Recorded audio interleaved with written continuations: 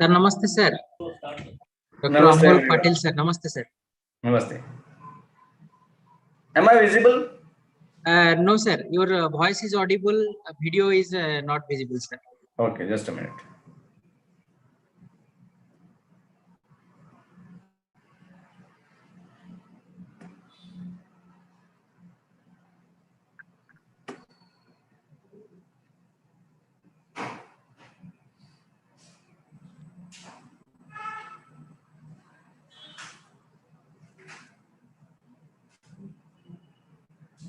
Sir, shall we start the proceedings, sir?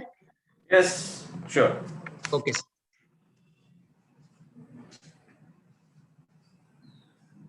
Good morning to all the delegates present over here.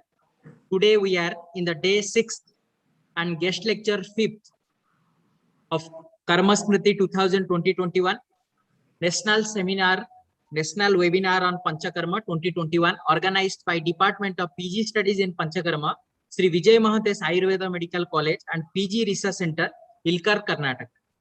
Organizing such a national webinar is not possible without the constant support of management people and our beloved principal, Dr. K.C. Das sir, who is instrumental behind this organizing this national webinar. Today with us, we have our event president, Dr. K.C. Das sir, who is principal and CMO of this esteemed institution. We have with us our organizing chairman, Dr. G.S. Badrinath sir, who is professor and HOD, Department of Panchakarma. We have with us our organizing secretary, Dr. Vijay Kumar G. Swami Hiremat, professor, Department of PG Studies of Panchakarma. We have with us our co-organizers, Dr. Supriya Gooded Madam, Assistant Professor, Department of PG Studies in Panchakarma. And we have with us Dr. Supriya Bhosle Madam, Assistant Professor, Department of PG Studies in Panchakarma. We have with us a very special guest and a eminent personality in field of Panchakarma. We have with us Dr. Amol Patil sir, who is Associate Professor, Department of Panchakarma, Sri Anna Saheb Dange Ayurveda Mahavidyalaya, Ashta Sangli, Maharashtra. So now I request our organizing chairman, Dr. G.S. Badrinath sir, Professor and HOD, Department of PG Studies of Panchakarma, for a welcome speech of today's event and to address the delegates. Over to you, sir.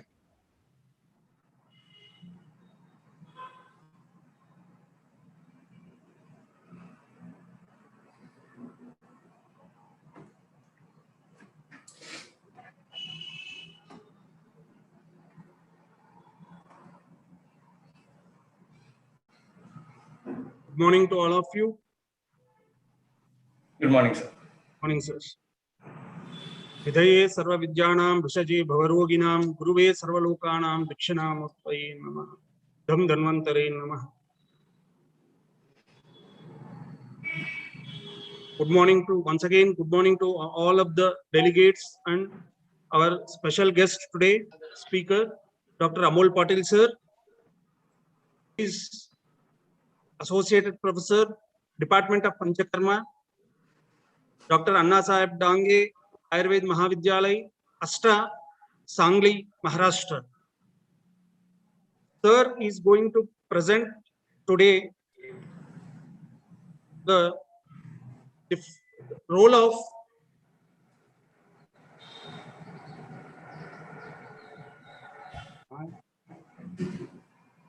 Panchakarma in breakdown of pathophysiology of various diseases. It is a very interesting topic and it is a basic topic to know the dosha samurchana and vighatana of the disease through the Panchakarma. So we want to know from you, sir, the various diseases, how through Panchakarma the dosha vighatana is going to be taking place. We want to know from you, sir, and I welcome you, sir, to this national webinar of Panchakarma Karma Smriti 2021, sir. Thank you. With the help of the management and our principal, beloved principal, sir, Dr. K.C. Das, sir, and from the Department of Panchakarma staff and our college staff, I once again welcome you for this Karma Smriti 2021, sir. And I welcome all the delegates to this national webinar on Panchakarma. So, sir is going to present a very beautiful topic and interesting topic and a basic topic of Panchakarma, Chikitsa, how to assess the dosha dusha vighatana. So, thank you, sir. You have accepted our kind request. Very, very thank you, sir. And thanks one and all. And I welcome to this national webinar on Panchakarma 2021, sir. All of you. Thank you. Thank you one and all.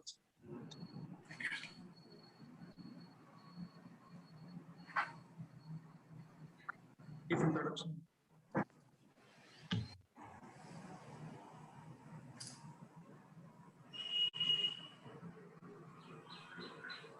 Thank you, Dr. G.S. Badrinath, sir, Professor and Head, Department of Panchakarma, for giving a welcome address to all the delegates and speakers.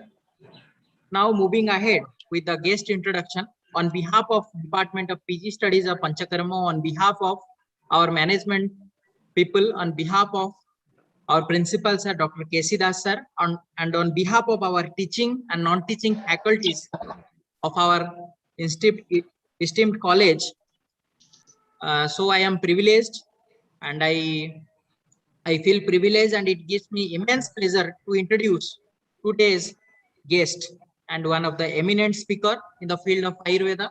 Today we have with us Dr. Amol Patel, sir, who is going to take the topic,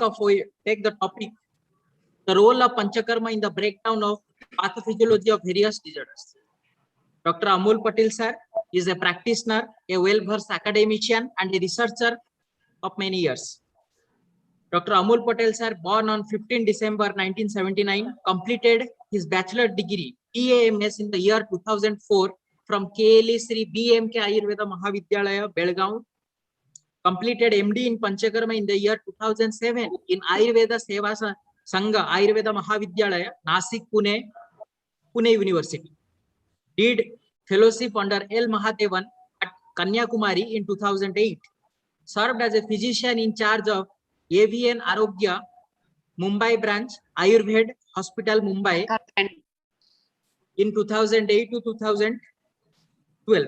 After 2012, he also founded Arogya Dham Ayurveda and Medical Yoga Center at Sangli, having Kerala traditional Panchakarma unit and unique system of medical yoga therapies to treat various illness after conducting Panchakarma. He has been elected as president of Ayurveda Panchakarma Practitioner Association APPA Maharashtra in the year 2018. He is the core team of APPA, conducted numerous medical camps for flood affected areas of Sangli and Kolhapur, helped financially to the Ayurveda doctors, those who are in need of establishing clinic and got damaged due to flood, conducted grand conference and seminars of Ayurveda for the upgradation of Ayurveda doctors, organized and been faculty of more about 70 national, international and state level seminar and webinars. His team also conducted various drug identification camps and trip in the Western Ghats of Maharashtra. Dr. Amol Patel, sir, has been also elected as a member of global leadership of Fight Cancer Global, a campaign and a USA-based organization in 2019. Dr. Amol Patel, sir, has taught more than 1,000 students so far in various colleges and under his own practice in clinic. He is also serving as an associate professor in Department of Panchakarma in various Ayurveda colleges from last 12 years and presently serving as associate professor in Department of Panchakarma in prestigious Sri Anna Saheb Dange Ayurveda Mahavidyalaya, Ashta Sangli, Maharashtra. With this brief introduction, I welcome you, sir, on the topic role of Panchakarma in the breakdown of pathophysiology of various disorders. With this, I welcome you, sir, to the platform, and the stage is yours. Thank you. Am I visible properly or? It's visible, sir. It's clearly visible and audible. Okay. Okay. Thank you.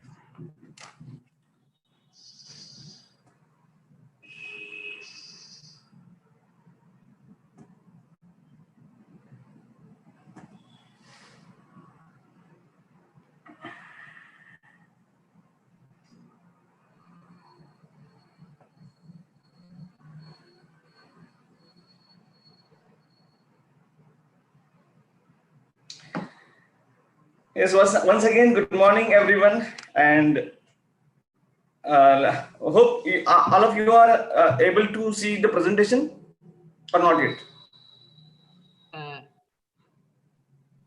Sir, we are viewing your screen, but the presentation has not yet opened, sir. Okay.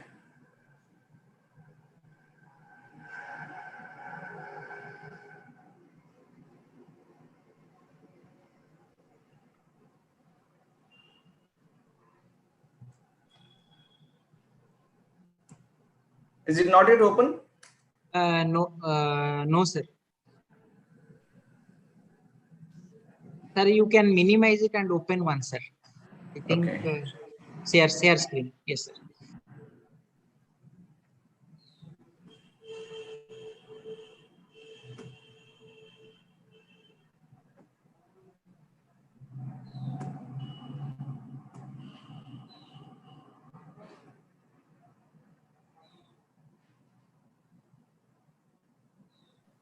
Okay. Sir, it's visible, sir. It's clearly visible. Okay. Okay. Fine. Yeah. Good morning, everyone. Once again, let us get to our today's topic. Whatever sir has told about me, I want to summarize it in one word that I'm a disciple of Ayurveda and still learning a lot from Acharyas. That is the final introduction of me. So let me take you to the basics of Ayurveda, some of the Ayurveda, and then Panchakarma also. Before doing anything, see, we as a department of Panchakarma, we have been given this very beautiful and very fantastic mantra, and all of you must be knowing the effect of mantra. What is the effect of mantra?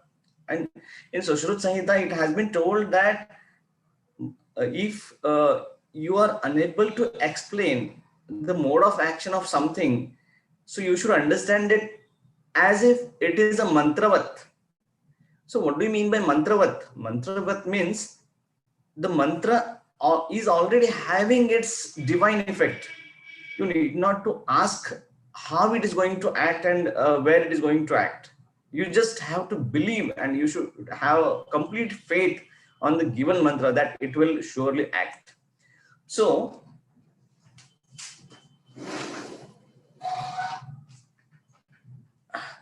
for Panchakarma, we have been blessed with this beautiful quotation, with this beautiful mantra.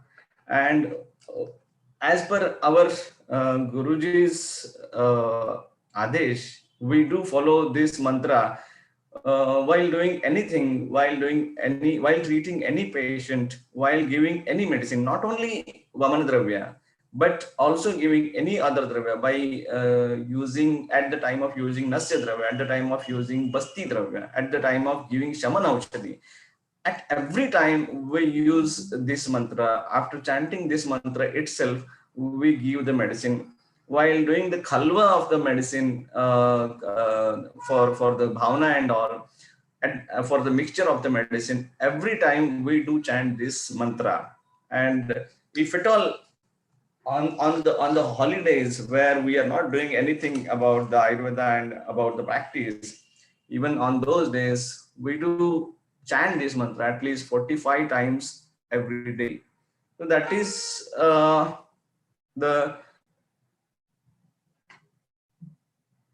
practice of this kind of mantra, because this is a very divine mantra and this has a lot of power. So let us start with the going down to our gurus, that is Om Brahma Dakshashvi Rudrendram Bhu Chandrarka Nilanala Rushya Saushadhi Grama Bhuta Sanghascha Pantute Rasayanameva Rushanam Devanam Amrutam Yatha Sudhe Uttama Naganam Bhaishajam Idamastute.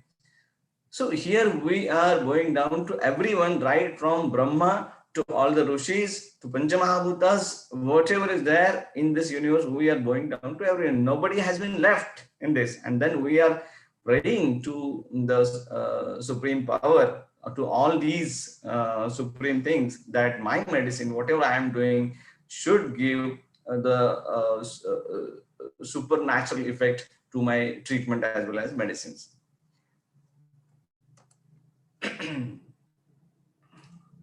Most of you, I came to know that most of you are postgraduate students, and undergraduate students is the major audience. So basically, whatever I'm going to tell you is considering that you are in the phase of post-graduation and undergraduation. And sometimes while studying that, we have to get back to the basics always. And see, there are three things. One is Aptopdesh, and then Aptopdesh and Yukti, and last is Yukti. Where Acharyas, Acharya Charak, especially in Vimansana, is telling that, see, Yukti is permitted to be used by Tikshna Buddhi Vaidya. And Tikshna Buddhi Vaidya doesn't mean on the basis of just on the basis of the intellectual, but it is based on the experience and the time of the experience. So I always believe that only after um, practicing for around 20-25 years in the field of Ayurveda, I should use Yukti. Till that time, I should just follow and obey the Adya Guru, Charak, Shashruta and Vagvat.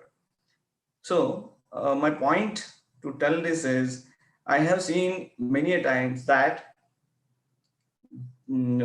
students, doctors, after getting passed out from the college, when they start practicing, they do it exactly opposite to whatever I have told so far. And Acharyas are telling that Yukti should be used by the Tikshna Buddhi Vaidya, or in the later stage of our practice. But from the day first itself, most of the way they start using Yukti, and they start forgetting about whatever has been mentioned as Aptopdesh in classical Grantha. So my point is, let us just first follow the classics as it has been told, as much as possible. Let us not make any unnecessary modifications whatever has been given in the textbooks. And once we follow this simple funda, 80 to 90% of our patients will surely get treated successfully, and our failure rate or asadhya will be very minimal. So this is a very basic thing which is not being followed by most of the doctors, freshers especially. So that is why I have given this thing title as basics. So let us go back to basics. What is panchakarma? If we ask Charaka has panchakarma, but he doesn't have panchashodhana.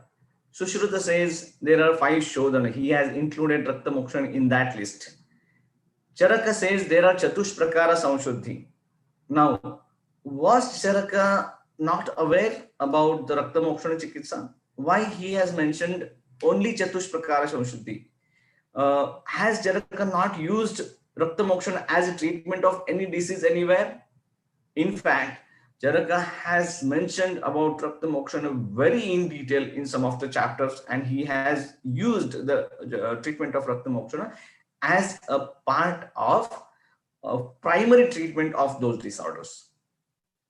Now, even after that, Charaka is not including Rakta Mokshana as a part of Shodhana Chikitsa, because as per Charaka, the Shodhana Chikitsa has to be done in a process, by the process which he has explained in Kalpasthana Adhyaya number 1, how the process of Shodhana takes place, and the Shodhana of Mala and Dosha through the natural orifices is considered as Shodhana according to Charaka. Whereas, even if it is not the natural orifice, if the Rakta is removed, Sushruta is considering it as one of the Shodhan Karma. This is a basic difference we should understand.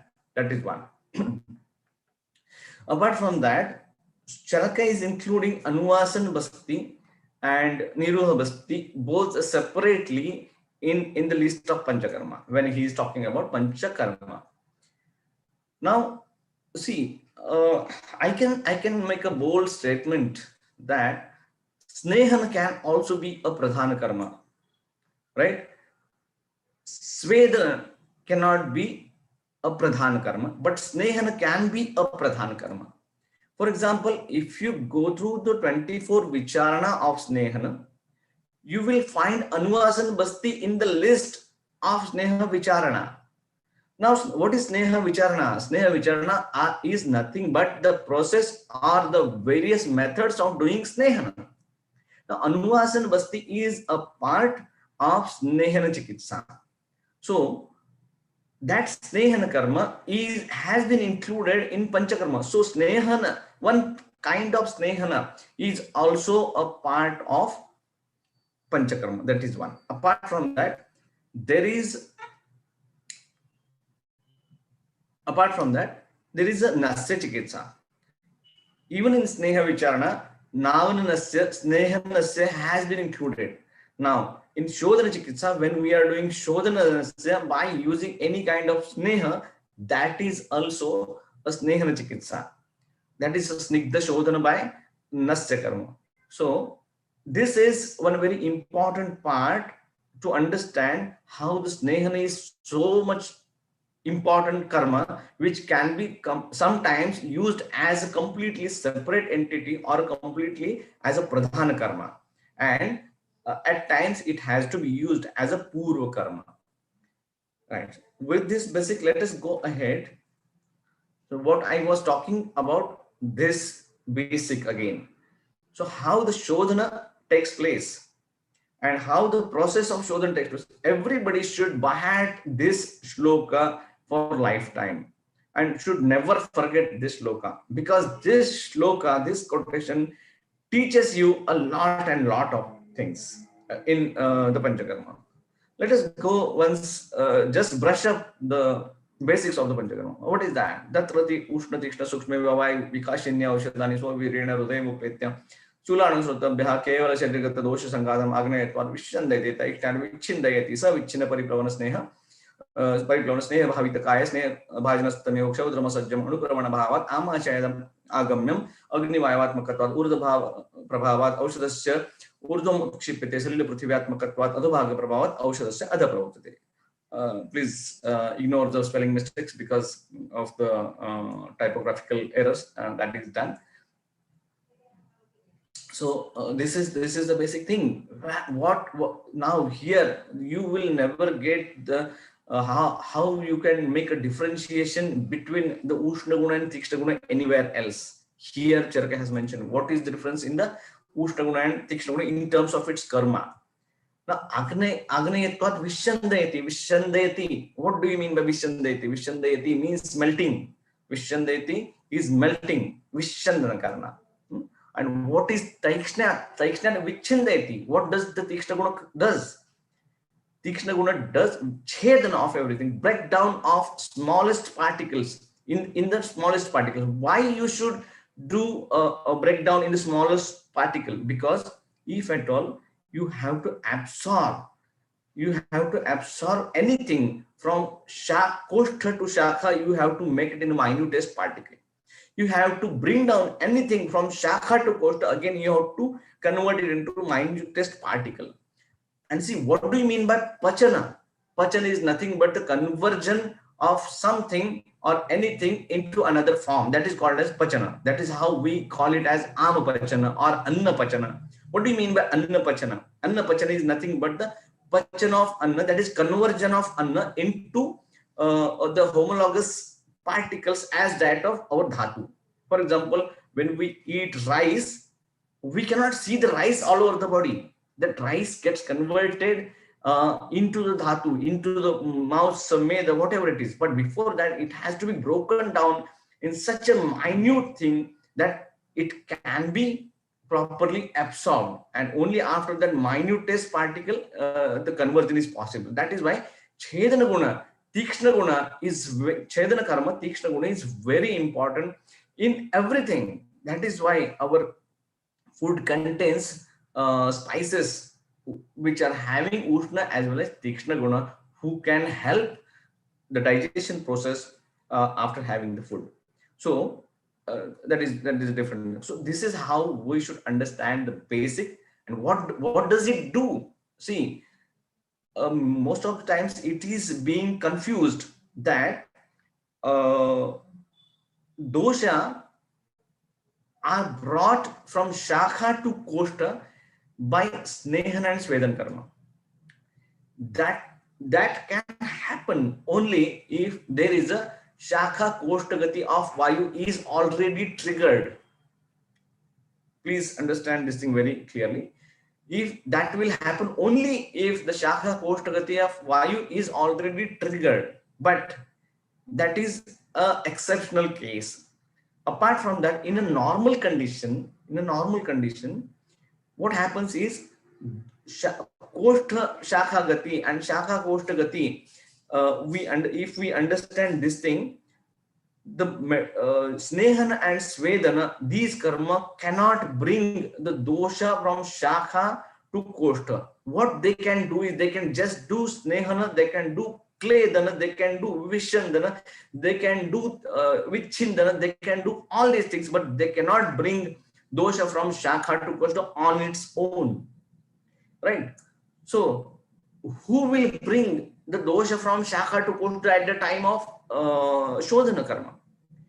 That is the Shodhana Aushadhi will do. These, whatever the mode of action and the action has been given in this quotation, is about the Shodhana Aushadhi Guna Karma. Who does it? Shodhana Aushadhi, what I see, this is a very fantastic quotation which has been clearly mentioned in the Gadya. This is not a Padya.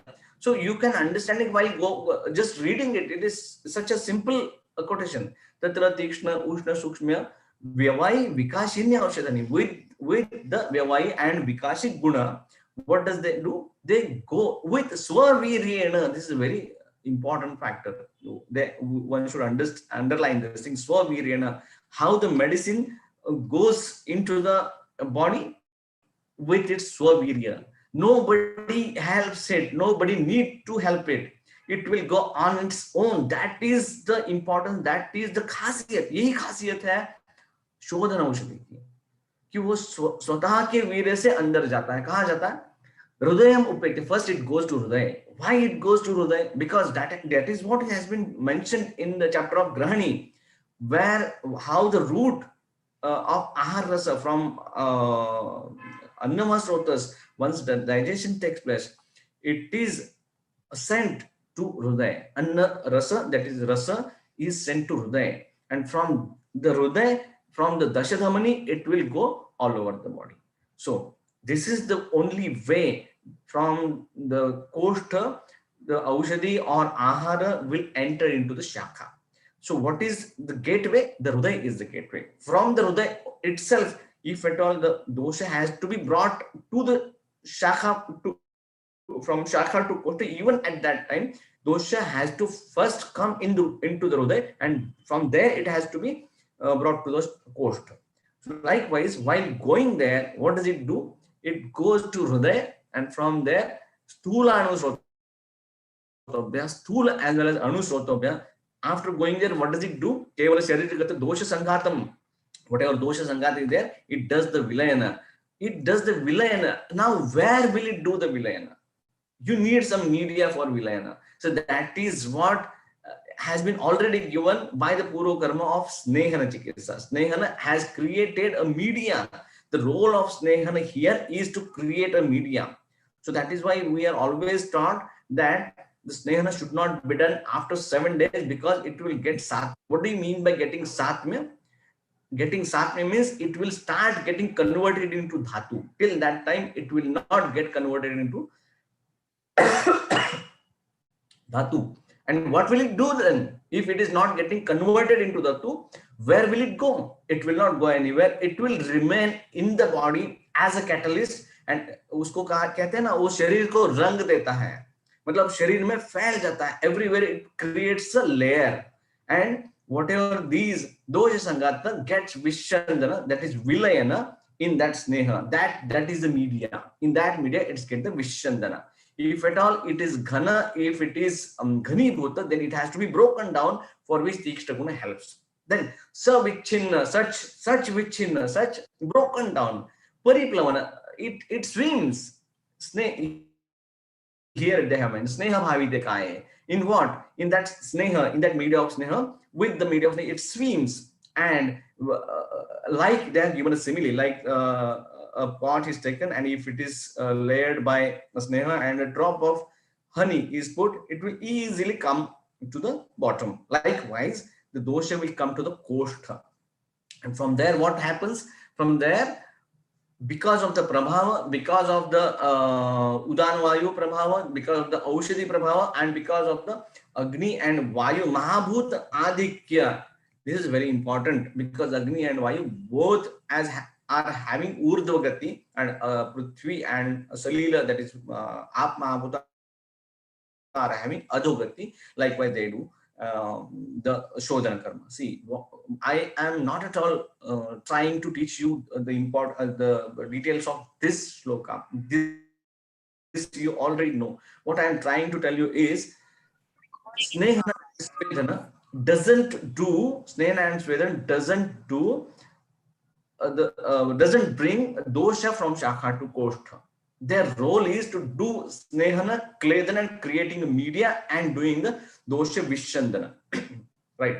So that is how their role has been mentioned very well, and it is very clear from these quotations. And this is the importance of Shodhana Aushadhi. See, now what happens is many times when Vamana and Virechana is done, Vamana and Virechana, both Aushadhis are having these qualities. But for example, if you are doing Basti Chikitsa, and then you are using the Dashmula Kvat, Kshaudra, Lavana, Makshikam, Lavanam, Sneham, then Kalka of suppose Panchatikta, or suppose Shatapushpa, or even Dashmula itself, right? And Dashmul Kwatha you have added, you have done the Prakshepak Dravya, everything, right? So when you do this, and if at all you forget, or if you don't emphasize on adding a Shodhana Dravya in Basti, that is not a Shodhana Chikitsa. You understand the point? Even the Dravya which has been mentioned in the Nasya Upyogi Dravya, those are also Shodhana Dravya. But if you don't use any kind of Shodhana Dravya, so you will surprise to understand which is the most important, which is the Shrestha Astha Panopaga Aushadhi. That is again Madanaphala. Because unless and until you add Shodhana Aushadhi in the Basti Kalpana, that is not a Shodhana Karma, that is just a colon wash. If you want to do a Shodhana Karma, you have to add Shodhana Aushadhi in Basti Dravya. This is very important. That is why you will see in almost every Kalpana, you will see Madanaphala, one Madan Kalpa, one Madanaphala, Ashta Madanaphala. Likewise, as much as you want to take Tikshna Shodhana, Madanaphala can be added, or Madanaphala should be added. So this is again one of the basic thing I want to highlight first before going to the next things. See, now Purva Karma can be Pradhan Karma, which I have mentioned earlier.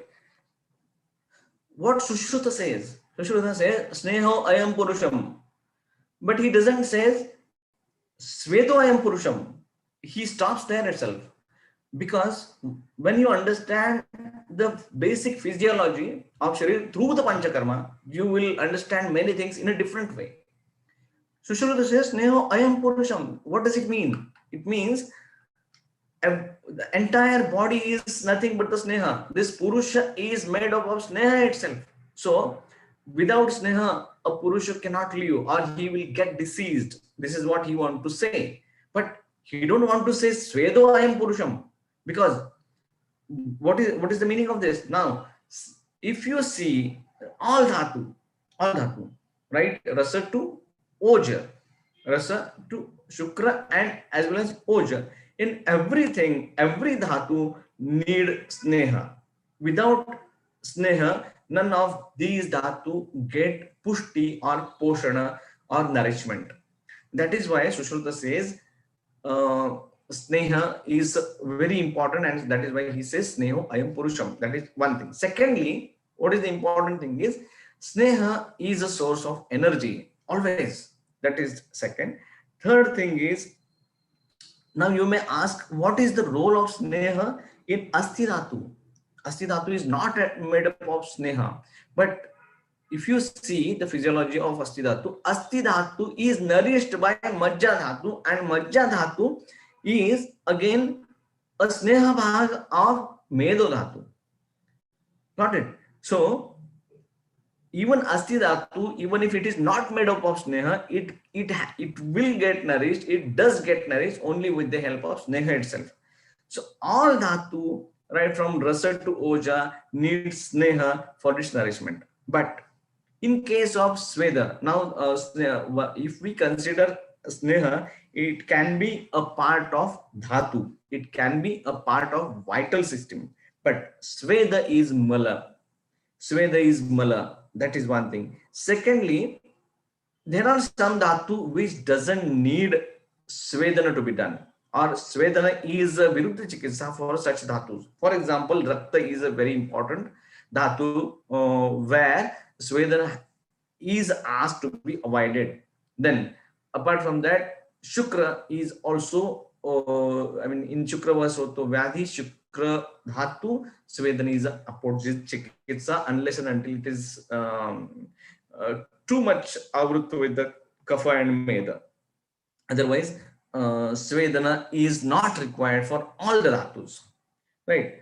So this is how the importance of sneha and svedana, and difference between sneha and svedana when we understand the basic physiology of sharira. Why I'm going into the physiology? Because before understanding pathology, we should understand the physiology. And pathology is nothing but the abnormal condition of the physiology.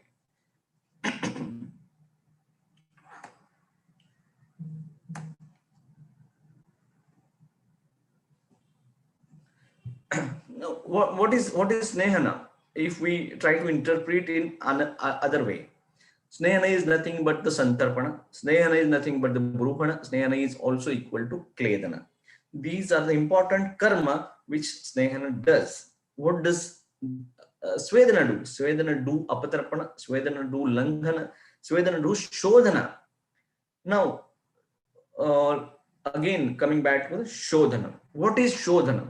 Shodhana is excretion of mala and excess, that is aggravated dosha, through natural orifices. That is called as shodhana. So the sveda pravrutti, what we get in a day-to-day life, mutra pravrutti, mala pravrutti, khamala pravrutti, ashru pravrutti, all these are nothing but the shodhana chikitsa. Only thing is, we don't call it as, we don't consider it as under shodhana chikitsa, because it is a natural thing. It is not a chikitsa, that is, it is not an induced one. And when we consider it as induced shodhana chikitsa, bahudosha is very much required. Again, I'm going into the basics, because if there is no bahudosha avastha and if you try to do shodhana chikitsa, there is a lot of chances to damage the natural and dhatu, underlying dhatu. So bahudosha avastha is very much important and very much needed while doing the induced shodhana chikitsa. Apart from that, in day-to-day life, all this mala pravrutti through the natural orifices is known as shodhana chikitsa. So first you should understand what is shodhana, which is what I tried to make it clear before entering into the basic, important core part of the samprapti vighatan. So these are some of the examples where the shodhana has been, the concept of panchakarma has been implemented. See, one example is, there is a reference of doing applying saviranjan for 7 days, and then one should use Rasanjan for as a Lekhananjan on the 8th day, right? So this is one example. Again, the same principle has been followed. Saviranjan does Snehan of Netra. Rasanjana does Lekhan, that is Shodhan of Netra. Again, the same thing. Because in a Dinacharya, we do Snehan in a very slow process. That is why they have given the 7 days. In some cases, if the snehana is excessive or if the person is kapha prakriti, even on the 5th day or the 3rd day, Shodhan Karma of the Akshi, that is Rasanjana, can be used, considering by applying that the same rule of the 3, 5 or 7 days of Snehana Karma. So this is a fantastic example. Now then what we do also Kavala Kandosha, that is also a Sneha Karma. Then we do Abhyanga, that is also a Sneha Karma. Now what we do as a part of Svedana in day-to-day life, that has been told as Vyayama. See, Snan is not considered as Svedana Chikitsa in if you go through the Agni Sweda, types of Anagni Sweda, both. But Vyayam has been considered as one of the Anagni Sweda, which is what has been mentioned to be performed after Snehana Chikitsa. Nowadays, if you go into the these modern gyms and all, what they do is they do it exactly in a opposite way. क्या करते हैं, पहले exercise करते हैं and उसके बाद they go for this abhyanga and all. In Ayurveda, it has been told to do abhyanga first, then go for vyayama. After that, go for savahana and mardana chikitsa. Mardana, not chikitsa, as a routine practice, as a part of dinacharya. So this is a very important. Without doing abhyanga before vyam, if you do vyam, there are a lot of chances to get the injuries. That is what we see in most of the sports person, because if they do abhyanga before going on to the ground, before playing a match of a cricket match or any tennis match or badminton match, if they get the abhyanga, there are very less chances to get the injuries in their entire career. So why do they get the injuries? Because they don't do snehana, that is abhyanga, before vyayam. That is a very important part, which is a very important aspect in the sports medicine nowadays, which can be implemented or contributed through the Ayurveda part. Anyway, so this is how we should look at the Snehan, Svedana and Shodhana Karma. In a Dinacharya also, we always do Snehan, we always do Svedan, and we also do the Shodhana Karma. In some aspect it is a natural, in some aspect we are inducing it. Then we do Pratimarshanasya. Then in some cases even Sneha Basti has been Matra Basti has been told to be done as a routine practice for those who are doing the very physically hard work, mentally who are very much exerting too much. So for such people they are done. Then again, one more basic thing. This is very important. If you understand how Snehan Sved, now we try to understand how the Shodhana Chikitsa, Shodhana Karma takes place with the help of that beautiful quotation of the Ushna Tikshna Sukshma Vikashini Avshadani. Now, let us understand how Svedana takes place. Before that, let us understand what is Sveda. Sveda is Mala. Where does it accumulated? And what is its karma? Sveda Vidruti. Sveda does dharana of kleda. Kleda Vidruti is the karma of Sveda. It does the dharana of kleda. Sveda was Rotas. Sveda has root in the Medu Dhatu. Its moola is in Medu Dhatu. So it has a direct connection with the Medu Dhatu. What is its connection with the dosha? It is Ashraya, with the Ashraya Shri Bhav. It is connected with the Pitta dosh. So Sveda and Rudira. Sveda and Rudira. That is, these are two important Ashraya Shri Sthana of Pitta dosha. What is the Ashraya Shri Bhav? What is the Ashraya Shri Sthana of Mutra? It is Kapha dosha. It is not Pitta dosha. Now you will understand how it is linked. See the connection. Medu Dhatu has Moola in Rukka and Vapavahan. Svedas Srotas has its mool into Svedo mool Rome, that is Rome Koop, as well as in Medu Dhatu. So Svedava Srotas is related with the Medu Dhatu. Medu Dhatu is related with the Rukka. So if you try to make the triangle, you will understand the Rukka is connected with the Medu Dhatu is connected with the Svedamala. So how it is connected? Once the Pitta Vruddhi takes place because of the Ushna Guna, may it be from the external factor or from the internal factor. Once the Ushna Guna Vruddhi takes place, the Ushna Guna Vruddhi entered has to aggravate the Pitta Dosha. Pitta Dosha has to get entered into the Medo Dhatu. Medo Dhatu should get Vilayana. Because Medu Dhatu is semi-solid, it is having Sneha also. Once it gets melted, the Apa Vruddhi takes place, Apa Mahabhuta Vruddhi takes place. Once Apa Mahabhuta Vruddhi takes place, it has to be excreted. Then how it will be excreted? It has to either go into the Mutrava Srotas or into Pakvashaya and through the Purisha, it has to be excreted, or it has to be excreted through the Svedava Srotas. So why immediately Svedana occurs once the Ushna Guna Vruddhi takes place? Why immediately Purisha Pravrutti doesn't occur? Why immediately Mutra Pravrutti doesn't occur? Because of the Ashraya Bhava of Pitta Dosha, it has an affinity to go towards its own Ashraya, that is Sveda. Now Pitta Vruddhi causes Ushna Guna Vruddhi, villain of Medu Dhatu, increase of Apa Mahabhuta, increase of Apa Mahabhuta is taken to Svedava Srotas. From there the Sroto Vishodhana takes place and Sveda comes out. Now because the Ushna, that is Agni Mahabhut, and Lavan Apa Mahabhut, it is a combination of Lavan Rasa, and that is why probably this is a hypothesis, the why Sveda is Lavan Rasatmak, because of the Agni and combination of Agni and Jala. Right. Now what happens in the other way around? Once the Mutra Pravrutti takes, why does Mutra Pravrutti take place? When there is a Kapha Vruddhi in Medava Srotas, when because of the Kapha Vruddhi, the Apa Mahabhut increases because of the Shita Guna.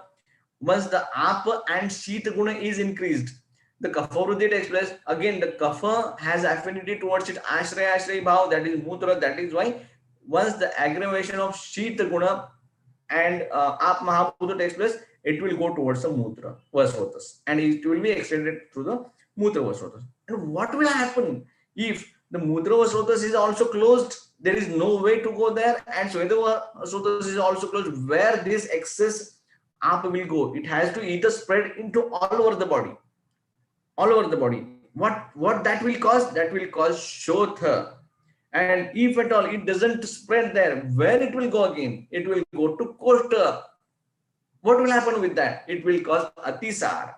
So this is how the diseases occurs. And if we understand the basics of Snehana and Svedana. Now, how does Kapha Vruddhi take place? Because of the Ati Snehana. If the Snehana is done, it will not increase. Because of the Ati Snehana, Kapha Vruddhi takes place. Because of the Ati Snehana, Meda Vruddhi takes place. Once the Meda Vruddhi takes place, see why Pancha Mahabhuta and consideration of Mahabhuta or analysis of Mahabhuta is very important. Every time whenever we are talking about some disease or some medicine is, see, when Madhura Rasa, there is an aggravation of Madhura Rasa, there is an excess consumption of Madhura Rasa. What happens? Does every time Aap Mahabhuta increases or Mutra Vruddhi takes place, or does every time the person suffers with the Prameya? This is not the case, because when we talk about Madhur Rasa, we should also understand which Mahabhuta of Madhur Rasa has aggravated. Means when a person is consuming Madhur Rasa, whether the Prithvi Mahabhuta is getting aggravated or Aap Mahabhuta is getting aggravated because of that Madhur Rasa, that is very important. If the Prithvi Mahabhuta is getting aggravated, it will cause Dushti of specifically Mausa Dhatu. And when Apa Mahabhuta is getting increased, getting aggravated, it will cause Dushti of Meda Dhatu and the Uttarottara Dhatu and Drava Dhatu, whichever are available. So this is how the Mahabhuta Sanghatan of everything may it be Aushadhi, may it be Ahar, may it be Chikitsa. That is why Charaka has mentioned while explaining that Guna Karma of Aushadhi, Agni Vaivatmakatvat, Aushadasya Urdo Bhaga Prabhavat, Urdhum Ukshipete. He has given emphasized on the Mahabhuta Sangatana of the medicine. That is how we should understand how the Mahabhuta gets aggravated and the imbalance takes place in the Dhatu, and depending on that, it is decided where it has to go, whether it has to go into Svedava Srotas or into Mudrama Srotas or into Shakha or into Koshtha. And that is how the diseases occurs, and that is how we should understand the Samprapti of the disease. And it is very easy to do the Samprapti Vigatana once we understand the physiology basically first. And this is how Asveda leads to Rukshana, Atisveda leads to Atibruhana, and then Santarpana Janya Vyadhi occurs. Asnigdha, that is the Ruksha, leads to Apatarpana Janya Vyadhi. And this is how we should understand whether we should go for Snehana or whether we should go for Snehana as well as Svedana, right? And in some cases, whether we should go with the Snehana, Svedana, Shodhana and again Snehana, whether we should go for Snehana, without Snehana, we should go for Svedana, then Shodhana and again Snehana and again Rukshana. So all these depends on these two important factors of Sneha and Sveda. Sneha and Ruksha, Sveda and Stambha. Now, again, one more important basic thing of Vyadhi, Vyadhi Nirmiti and the factor responsible for the Vyadhi, for occurring any kind of disorder. That is Ama and Sroto Avrod. Now, these both these concepts are really interlinked with each other.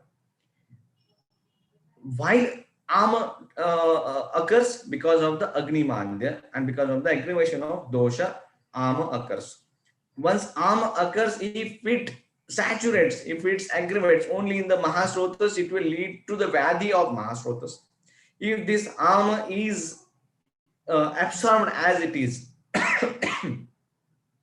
through the Shaka and to Dhatu, it will lead to Sroto Avrod.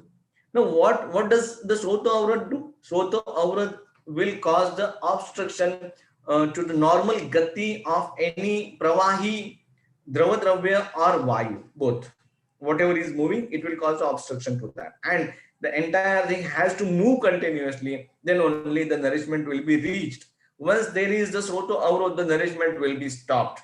And once the nourishment is stopped, then that the part which is not getting nourishment will get Dhatu Kshaya. The part which is getting excess nourishment will get the Dhatu Vruddhi. So this is how Dhatu Vruddhi takes place. This is how Dhatu Kshaya also takes place. Now, this happens in a different ways with different Dhatu. I will explain you in detail once we go ahead.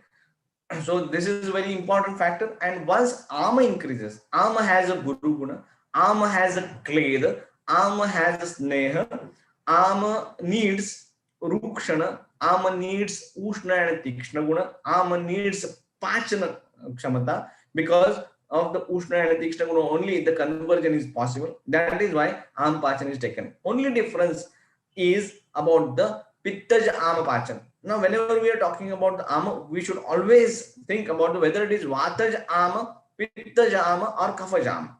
Because, see, conversion of Pittaja Ama is a very difficult thing. Because, see, Pitta itself is a Pachak. And that has got vitiated. That has got Ama. And you are trying to do Pachana of Pitta itself. See, it is like washing the water itself. And water is something through which we try to wash everything. And here we want to wash the water. How is that possible? That is a very tricky job. And that is why there is the importance of Chikitsasana of every Adya Grantha. Otherwise, we should have been told everything in detail about the Sutra and basics. This is the Dosh Dhatu Mala, this is the Aushadhi, this is how the disease occurs. And you can now judge the disease and you can do the treatment of the diseases. they would have told us likewise, but they have not done that because they knew that there are, why the Samprapti, whatever has been mentioned in the classic is so important to understand is this. If we don't understand the Samprapti of that particular Vyadhi, we are unable to imagine what is exactly going on. For example, I will tell you one simple example. See, if I give you a condition where a person is telling that I'm suffering from a joint disorder, a joint pain, right? So now forget that you have read the Chikitsa Sthana. And when only on the basis of basics, would you ever think about the Rasa Dhatu or Rakta Dhatu when a person is complaining about a Sandhi Shud? Because we will always try to understand how the Sandhi is made up of. Sandhi is made up of Snayu, Kandara, Asthi, right? Shlesha Kafa. Likewise, where the Rakta Dhatu plays the role, we would have never been understood the role of Rakta Dhatu in Sandhi Shola unless and until they have told the Vyadhi as a Vata Rakta. So this is how the importance of Samprapti plays an important role to understand how the disease is occurring. And my try so far was to understand the Samprapti through the Panchakarma, through Snehan, Svedan and Shodhan Karma. And once we understand through this route, it is very easy to understand the role of these Pradhan Karma in treating these abnormalities. See, now how the Sroto Avrod takes place, what is the process? When Ama gets absorbed, it leads to Sroto Avrod. If this Ama leads to Avrod to Svedava Srotas, right? The Kleda will either travel to Mutrava Srotas because Kleda has to be excreted, and the important role of Mutra is Kleda Vahan, right? So it will be taken to Mutrava Srotas or to Pakvasha, which will either lead to Prameha or Atisara. Udaka, this is a very important basic thing which is forgotten by most of the scholars. See, the entire, according to Acharya Charak, entire Udaka, that is Jala, where it is stored when it is excess or when it has to be stored in the body as a depot, it is stored in the Twacha. Where in the Twacha? Udaka Dhara Twacha. Udaka, not Udaka Dhara Kala. There is no such Kala. Udaka Dhara Twacha. Acharyas have given the 6 layers of Twacha. Out of that, first layer is known as Udakadhara layer or Udakadhara Twacha, where the entire Udaka is stored. That is why Svedana occurs very immediately once the Twacha gets affected, or very immediately it gets constrict when it is temperature sensitive. So once the excess Udaka is stored in the depot, that has to be excreted out. If the Svedava Srotas are already blocked by the Ama, it will be taken to Mutrava Srotas. That is why in the Jwara, you will see in Ama Jwara, Bahumutrata is one of the important Lakshana. Now, Bahumutrata is not only Lakshana of Prameha. It will be seen even in the Lakshanas of Amavata in the Madhava Nidana. Because wherever there is Ama which has obstructed the Svedava Srotas, the Kleda will be removed through the Mutrava Srotas first. And if it could not go towards that, if it does get any Avrodha towards Mutrava Srotas, it will be brought to Pakvashaya. And that will lead to Atisara. Because Ati Jala will come into Pakvashaya and it will liquefy, it will give Dravata to the existing Mala and it will be excreted out. And because Salila is always Guru Gunatmak and it has a Adho Bhaga Prabhav, it will basically cause Atisara. This is what in the Atisara Samprapti they have mentioned. Everybody forgets that important part where it has been mentioned that in Atisara Samprapti, Svedava Sroto Avrodha has been mentioned as that of Jora Chikitsa itself, Jora Vyadhi itself. right? So this is how we have to look at the Svedana Chikitsa and Svedana process, how it makes an important role. See, why there are only two things. One is Santarpana and second is Apatarpana. Santarpana will be done by Snehan, that is Snehovayam Purusham, and Apatarpana will be done either by Svedana or Shodhana. Now Shodhana is again I am repeating the same thing. Shodhana is again removing, excreting anything through the natural orifices, right? That is called as Shodhana. May it be Svedana, Mala Pravrutti, Mutra Pravrutti, Ashru Pravrutti, Khamala Pravrutti, whatever. So that is called as Shodhana. Our entire system depends on only these two things. If the Shodhana process in a natural system is okay, there is no avrodha. If any avrodha occurs in Purishava Srotas, that will again lead to avrodha. That avrodha will lead to the further vyadhi. If any avrodha is occurring in Mutrava Srotas, that will lead to various vyadhis. Likewise, Mutrava Srota avrodha will lead to various vyadhis. Its first affinity is towards the Medo Dhatu because it has its root there, and that is why the Medo Dhatu gets affected and Medova Srotos vyadhi occurs.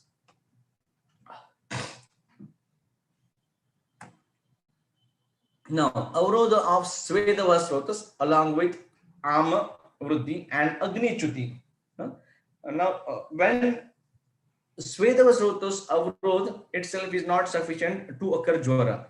When Jwara has to occur, the Sveda Ama has to occur. Ama should obstruct the Svedava Srotas, and at the same time, Agni Chuti should take place. Then Agni should get out of the koshta. It should travel all over the body and it will increase the temperature of the body. Then only Jwara will be occurred. And this is the very simple and easy to understand Samprapti of Jwara.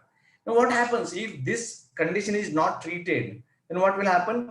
That heat, that ushna, that tapa will spread from rasa to all over the body. Then first it will go to rasa dhatu, then Rakta, then Mausa, Meda, Asti, Macha, Shukra, and then it will also go to Oja. And that is why Ushna Guna, Vruddhi takes place in all the Dhatus, and the Ama and the Jwara, that is Tapa, will affect all the Dhatu. And that is how we see Dhatu Gata Jwara in later stage. We see Dhatu Gata Kushta, we see Dhatu Gata Vatarakta. When we see this thing, when there is a Pravahi thing which can affect all the Dhatus, Uttara Dhatus, and that is how the Samprapti occurs in this thing.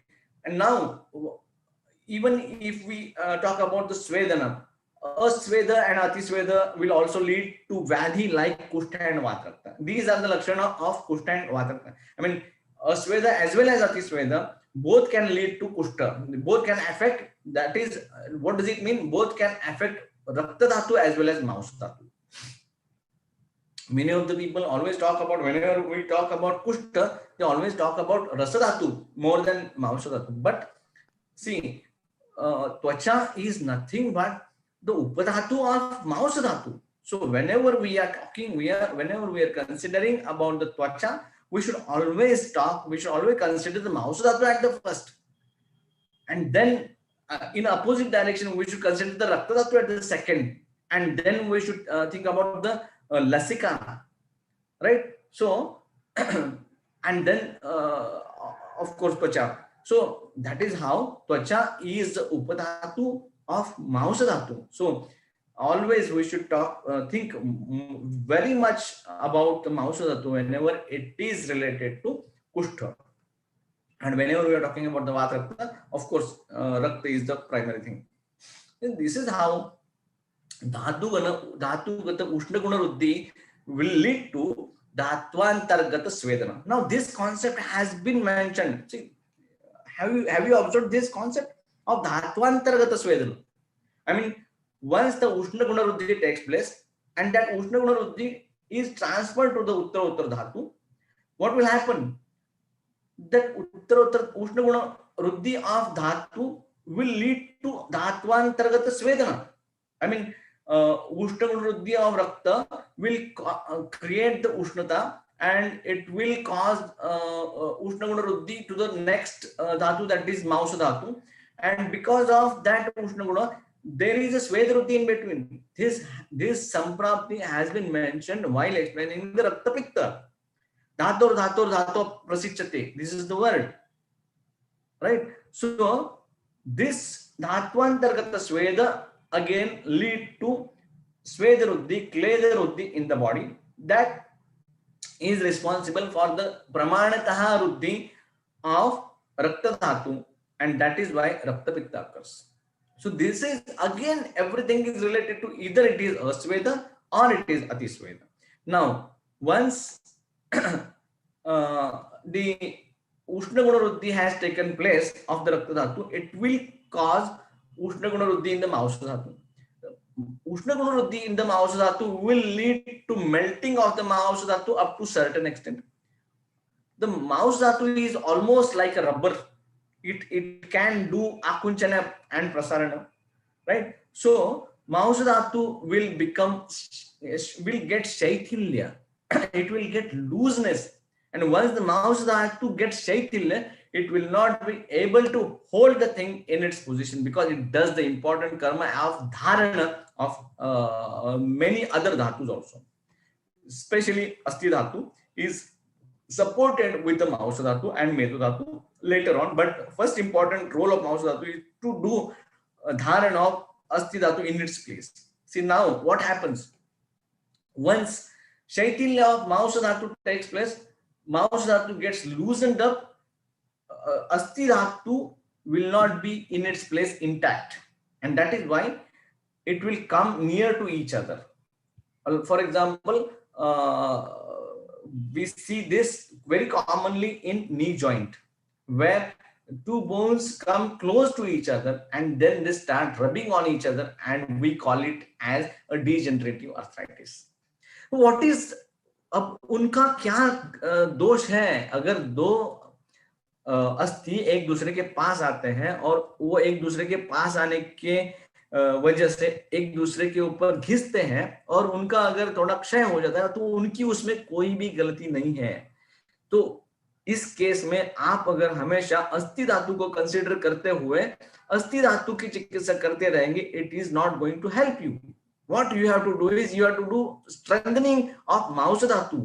Because of the Shaithilya of Mausa Dhatu, these bones have come close to each other, and that is why the next step has happened. But along with the Sandhigata Vada Chikitsa, at the same time you have to do the Mausagata Vada Chikitsa, and you have to treat the Mausa Shaithilya at the same time. I'll take a break for a minute to drink water.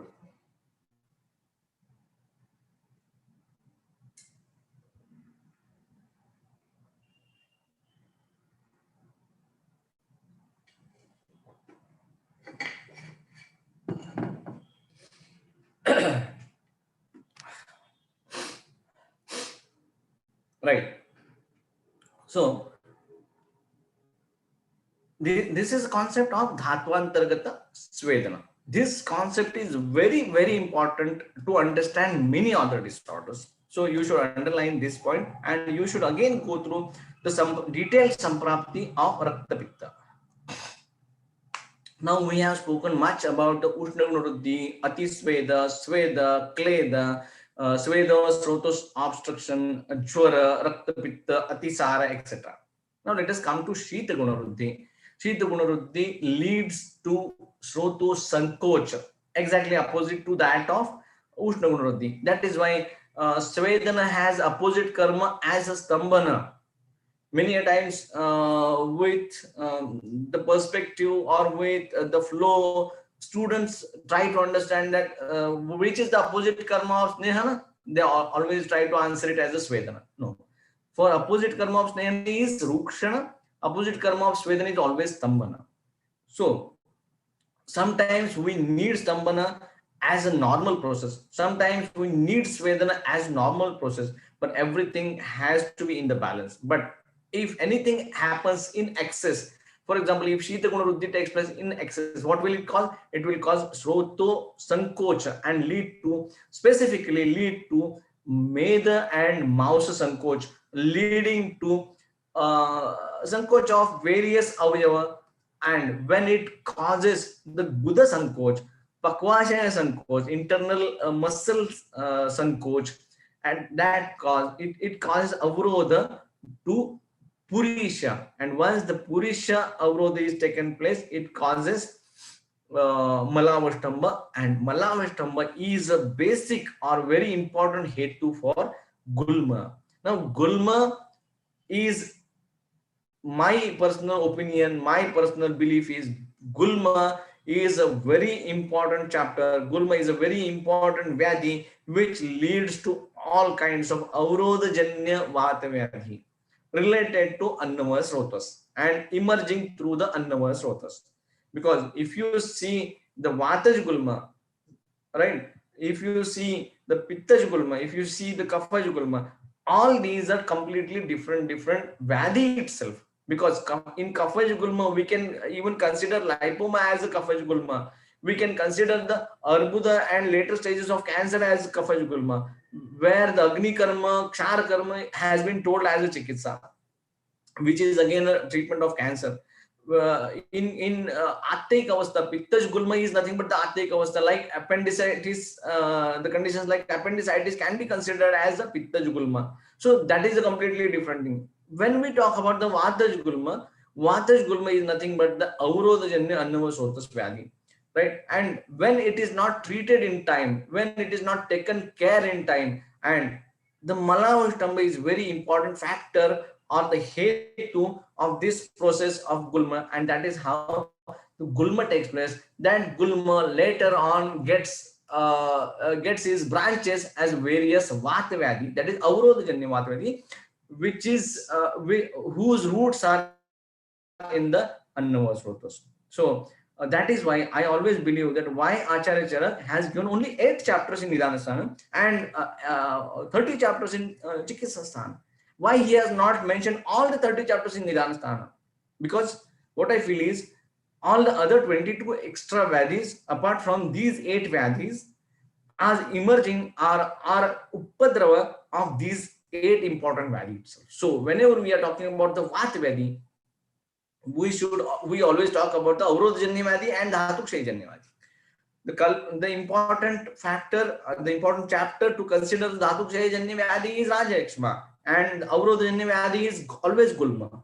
Once we try to see the root of the Dhatukshaijanya Vyadhi in the Rajayakshma as well as in the Gulma, then it is very easy to understand the Samprapti of the later Vata Vyadhi, because it's a very later stage. That is why it is very difficult to treat, because it has taken a long route, because it has started long back, and that is why it has traversed a long route, and that is why it is very difficult to treat. That is that Vata Vyadhi. But it can be made little easy once we understand its root, and once we give a Vyadhi Pratyanika Chikitsa of Gulma or Rajayakshma in any kind of Vata Vyadhi, it is very easy to treat that. So this is how Sankoch of Pranamaya Srotas will lead to Shwasa, Kasa, Adha Pratihata Vayu, Urdhva Srota Samashrita. This is the starting line of Kasa Samprapti. What do they say? They say Adha Pratihata Vayu, that is upon Vayu Sankoch, upon Vayu Avrodha, leads to Urdhva, which gets Urdhvagami, that is Pratiloma Gati, and causes the Vyadhi called as Kasa. Right? So this is the same Samprapti is happening in the Gulma, and you will get the Lakshana of Shwasa and Kasa in the Vataj Gulma also. So that is how it has to be interpreted. So Shwasa and Kasa can be separate, can be considered as a separate entity, as well as it has to be considered as Upadrava of Gulma. So our diagnosis has to be always whether we should be very much keen whether it is a Upadrava, whether it is a Swatantra Vyadhi, or whether it is a Purva Karma.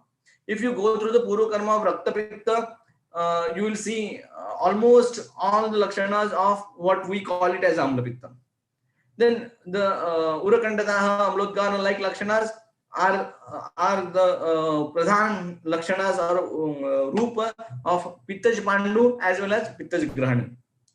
So what I mean to say is, why Acharya Charaka Sushrut Vagbhat has taken so much of efforts to explain all of us the Samprapti of the various disorders, and why they did not understand the Amla Pitta, why they did not understand the Amavata. They did understood everything and they did not understand Amla Pitta. Is it not surprising? And is it relevant to tell that, at that time that there was no Amla Pitta. That is why he did not mention at that time. There was no Amvat, and that is why he has not mentioned. On this, I don't think this is completely rubbish thing. All this Vyadhi Avastha, like Pittaj Grani, if it is considered as Vyadhi Avastha, and if it is separated from that particular chapter as a Pittaj Grani, and if it is explained separately, that will become Amla Pitta.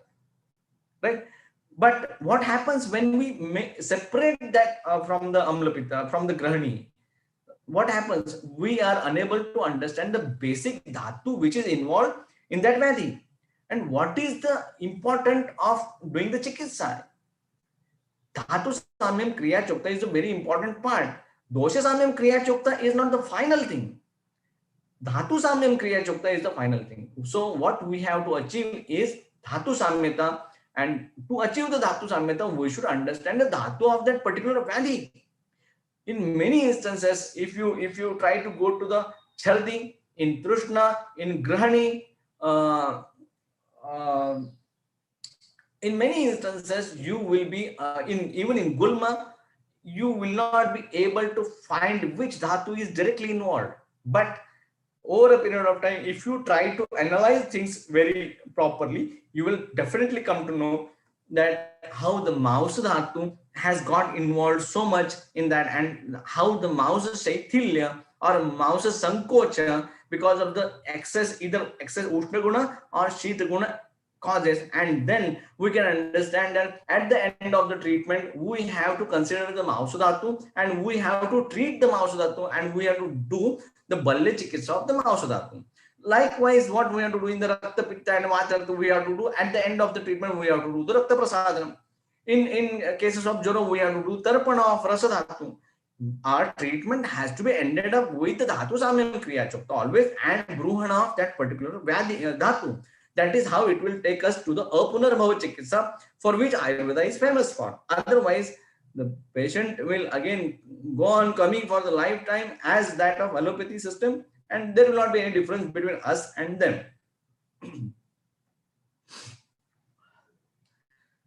So this is how I try to interpret the things, how the Ati Snehana causes Vyadhi, how Ati Sweta, Ati Shita, and Ati Ruksha.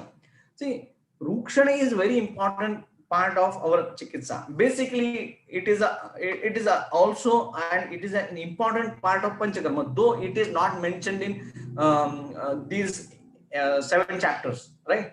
But when we talk about the Snehana, we should talk about Rukshan. When we talk about Svedan, we should talk about Stamban. So it is Arthapatti, Tantrayukti. उसके साथ उसका opposite वाला उसके साथ में आ ही गया. जब हमें अति स्नेह दिखे, कहा गया है काफी डिसीजेस में कि पहले आप इस व्याधियों में अगर पंचकर्मा करना है तो don't go for snehana directly, first do rukshana and then do snehana. For example Stauli is a very important thing for that. First do Rukshana and then go for Snehana. Why? Because Rukshana is a very important chapter when or a Chikitsa when we talk about the Panchakarma. And there is a very important chapter. Actually, it is a very important chapter for the Panchakarma, where the Panchakarma is contraindicated, right? So before going that, I will just go through this slide little bit faster, because I think I'm running out of the time. Ati Rukshana leads to Dhatu Kshaya leads to Rajayakshma, and all Rajayakshma, all Kshayajanya Vata Vyadhi can occur because of the Rajayakshma in future. Now, this Rajayakshma, never consider this Rajayakshma exactly as that of pulmonary cocks. Try to understand the Sampramti of the Rajayakshma. What happens? First, Shukravriddhi takes place. If it is Pratiloma Gati, first Shukravriddhi takes place. If it is Anuloma Gati, first Rasa Kshaya takes place. Sorry, Shukra Kshaya takes place. Then it is Rasa Kshaya takes place. And the Dhatu Uttara or Pura Dhatu Kshaya takes place. And because of the Dhatu Kshaya, whatever disease happen, all those diseases can happen because of this Samprapti. The process, you should understand the process. You should not directly go for that particular correlated Vyadhi like pulmonary cocks or something like that. This is the process. Like Mandagni leading to Vyadhi like Grahani lead to Ama. then again, when that ama gets saturated in the pakvashaya or in the amashaya itself, it will lead to shuktata. Shuktata, the word shuktata has been clearly used by Acharya Jana. Shuktata is nothing but the amlata. Now, what is the Panchamahabhuta Sangatana of amla ras? That is Prithvi and Agni. That leads to Mausa Drushti. See, Ati amla rasa seven leads to Mausa Drushti, because the Mausa Dhatu also contains more of Prithvi Mahabhuta and as well as Agni, right? Because it has converted from the Rakta Dhatu. That is why it also contains Agni. So that is how Amla Rasa can vitiate immediately to Mausa Dhatu. Now, Amla Rasa also causes impact on Mana, right? So that is how it is Mana Pratibodhaka, has been mentioned at some place, right? So that is how whenever we eat something rasatmak dravya, it really makes our face little bit constricted, right? So that is how it causes impact on mana. It is a ruchi varadak, because ruchi is nothing but again related to the mana. It likes and dislikes related to mana. So that indicates that how amla rasa acts on the mana. And when there is aggravation of amla rasa in the amashaya, which is leading to grahani, in the vataj grahani, you will find lakshana of mano swato, that is mano avasada, is one of the lakshana in vataj grahani lakshana, right?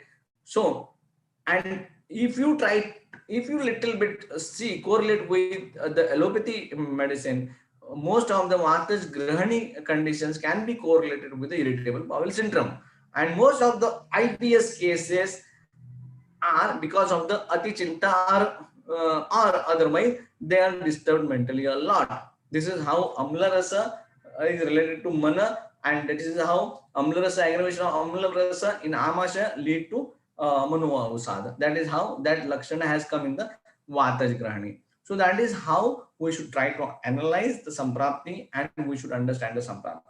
Then amla rasa ruddhi with ushna guna gradually leads to mausa shaithilya. Mausa shaithilya leads to vyadhi like prameha, guda brahmasha, yoni brahmasha, nasarsha, khamala vruddhi, pratishaya, etc. Now, here one more thing I want to highlight is, see, when we talk about the prameha samprapti, underline one thing very clearly, that dhatu shaithilya, the word dhatu shaithilya happens immediately once the kapha dosha or pitta dosha or vata dosha vitiates medo dhatu. The second important step what happens is dhatu shaithilya, or because of the dhatu shaithilya that gets affected. But dhatu shaithilya is very important.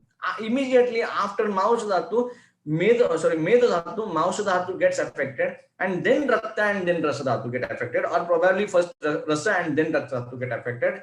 After once all these four dhatu get affected, then asti majja shukra get affected. Even in that, asti gets affected at the end, majja and shukra gets affected. Now, if I ask you how the majja is prepared, majja dhatu is prepared, let us go back to the basic. Majja is made it is not converted from asti to majja. Majja is sneha bhaga of medo dhatu. So medo dhatu creates two dhatus. That is, one is asti dhatu and second is majja dhatu. Majja dhatu again gives origin to shukra dhatu. That is a different thing. But medo dhatu gives rise to two important dhatu. That is why majja, so medo dhatu is so important dhatu, and the balance of majja and then mausa is very important to maintain the fitness of any person. So dhatu shaithilya is very important in prameya. That is why in most of the times students are asked why Svedana is contraindicated in Staulya and prameya, because not because because even if it is a kapha vyadhi, even if it is a vata vyadhi, why Svedana is contraindicated, not because of the kapha and any other factor, just because of the dhatu shaithilya, Svedana is not indicated, because Sweda leads to Ushna Gulruddhi, leads to Meda Vilayana, leads to Meda Dhatu Shaithilya. It will complicate the situation again and again and cause the Dhatu Shaithilya. So that is why the Dhatu Shaithilya factor should be considered very well when we talk about the Prameha, and our Chikitsa should be leading towards Dhatu, Dhatu Bruhana or Dhatu Santarpan. That is why Meheshu santarpane. Santarpane is not bruhana. Santarpane is samyak tarpana. Samyak tarpana of all the dhatu. That is called as pranaya chikitsa. Likewise, one more important thing is khamala puddhi. We should always think about whenever you see a patient of pratishaya, first you should think which dhatu. Again, there is no mentioning of dhatu when they have mentioned the samprapti of pratishaya. They have mentioned the types, vataj, pittaj, kafaj, everything, right? Dushta, pratishaya, everything. But what is the dhatu? Khamala is a mala of mausa dhatu. So we should always think about the dhatu is mausa dhatu whenever we want to treat the dhatu. So how we want to treat, how the disease occurs, the dosha aggravates, dosha enters any one of the dhatu. Once it's entered the dhatu, it will vitiate, it will cause dosha dusha samurchana. Once the dosha dusha samurchana happens, what we have to do? We have to do a treatment which is beneficial for both, which will be able to treat dosha as well as dhatu. So if the dhatu has aggravated or got kshaya, it has to be balanced and it has to be given the proper tarpana, and excessive dosha has to be removed. If it is bahu dosha, we have to do shodhana. If it is alpa dosha, we have to do langhana or pachana. In keval vataj condition, we have to do only snehana and swedan. That itself become the pradhan karma. This is how is our treatment. Then Prithvi and Jala and Ushnamana leads to Pitta Buddhi. That I think this is how Mausa leads to Kushta. And because as I mentioned earlier, the Dhatvantargata Svedana concept that leads to Kleda in between the Dhatu. And that Kleda will lead to Kotha. That Kotha creates the Vyadhi like Kushta. Kushta, the word Kushta itself has come from the word Kotha. And that is why the Dhatvantargata Kleda leads to Kushta. And the Samprapti are very much similar to Vatrakta, Kushta are very much similar. Only thing is, what is the difference between the Vatrakta, right? So, Vatrakta is increase of Vata as well as Rakta both at the same time, right? And what happens? Both are obstructing each other. Now, what should be the first line of treatment? When we talk about and what Lakshana we see Lakshana as a Sandeshul. And when we are talking about the Sandeshul, we always think about the Asti and Majja Dhatu. We are not at all thinking about the Rakta Dhatu. And that is why the first line of treatment of Vata Rakta, when it is diagnosed as Vata Rakta, the first line of treatment, whether it is Vataj, Pittaj, Kafaj or Raktaj or Sannibhata, whichever kind, whether it is Utthana, whether it is Gambhir, whatever kind of Vyadhi it is, Vata Rakta it is, first line of treatment should be Rakta Mokshana. Why Rakta Mokshana? Because the Marga Rudra has been taken place by Rakta Dhatu. Unless and until you remove the Rakta Dhatu, Avrodha, Vayu will not get its way. Unless and until Vayu is not getting the way, it will keep on causing the Shula once it is obstructed.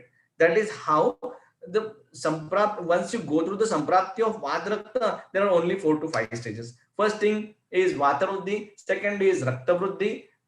Then what happens? It gets stuck into the Sandhi, and because of the Vakrata, and then it causes aggravation at the local place, and then it causes Shula, right? The Stamba and other Lakshana.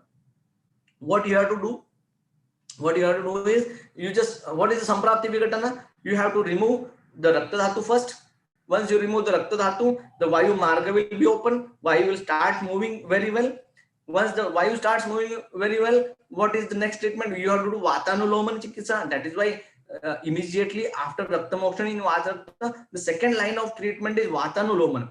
Now, Vatanuloman Chikitsa, that is Anuloma Chikitsa, should not be mixed with the Virechana Chikitsa. Virechana is completely different thing. That is meant for Pitta dosha, whereas Anuloman Chikitsa is meant for Vata dosha. And for Anuloman, they have given various kinds of Kalpa. Now, the selection of Kalpa has to be done on the basis of the Tarathama Bhava of dosha. So that is how the Vatanuloman is done. Now what happens? Rakta is removed, Vata is also done, Vatanuloman. What is the next stage? Next stage is now you have to do Kevala Vata Chikitsa. Now that Avrodha Samprapti has removed, now the Kevala Vata Chikitsa, because that Vata has damaged the Dhatu. Which dhatu? Whichever is available in the sandhi. In sandhi, which dhatu is available? Asthi and majja are basically available. So that is why asthi majja gata vata chikitsa has to be done. That is what is tikta kshira basti. Astashayanam vyadinam panchakarmani veshjam pasya kshira sarpeshi tikta kopahitani. That is what is chikitsa. That the same thing has been copied there immediately after Rakta Chikitsa and Vata Chikitsa. For the maintenance, you should do to do the damage control, you should do the Tikta Kshir Basti. That is the Keval Vat Chikitsa. Once do the Keval Vat Chikitsa, what you have to do is at the same time, now you should do the Rakta Prasadana as well as Vatanulomana has to be done as a maintenance treatment at the end of the treatment. That is how Acharya Vagbhat has given a very important, very simple kalpa. He is asking you to use Shuddha Gandhaka Bhasma with Amalaki Swaras. Amalaki is Shita Viryatmak, so Rakta Prasadak, Amla Rasatmak, Muda Vatanulomak, Pikta Shamak, and Muda Vatanulomak. And Gandhaka is Rakta Balya, is Rakta Pushtikara, Rakta Tarpanakara. So this is the combination he has given, and this can Amlaki is Rasayan also. So this Gandhaka is also Rasayan. So this combination can be used for longer time as a maintenance in the Vatarakta Chikitsa. So first, before going into the Chikitsa of the Panchakarma in Vatarakta, suppose a person comes and patient comes and you remember that in Vatarakta, Rakta motion has to be done and Basti has to be done. Now the Varsha Rutu is going on. So let us do Basti first, and later on once the Sharad Rutu comes, we will do Rakta moksha.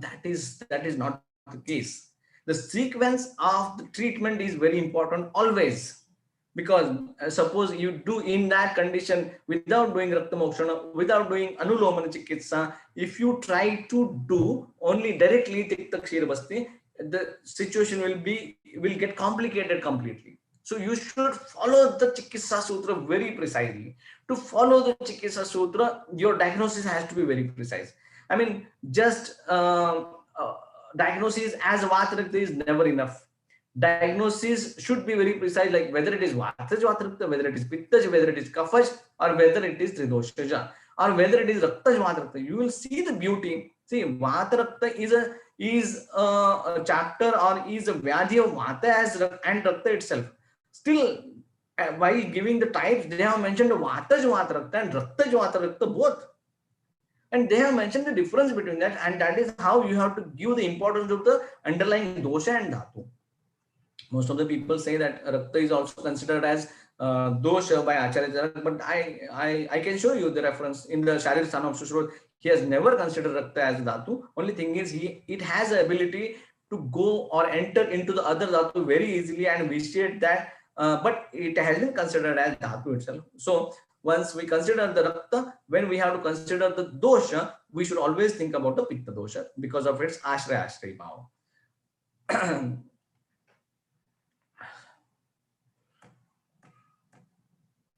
Badrinath sir.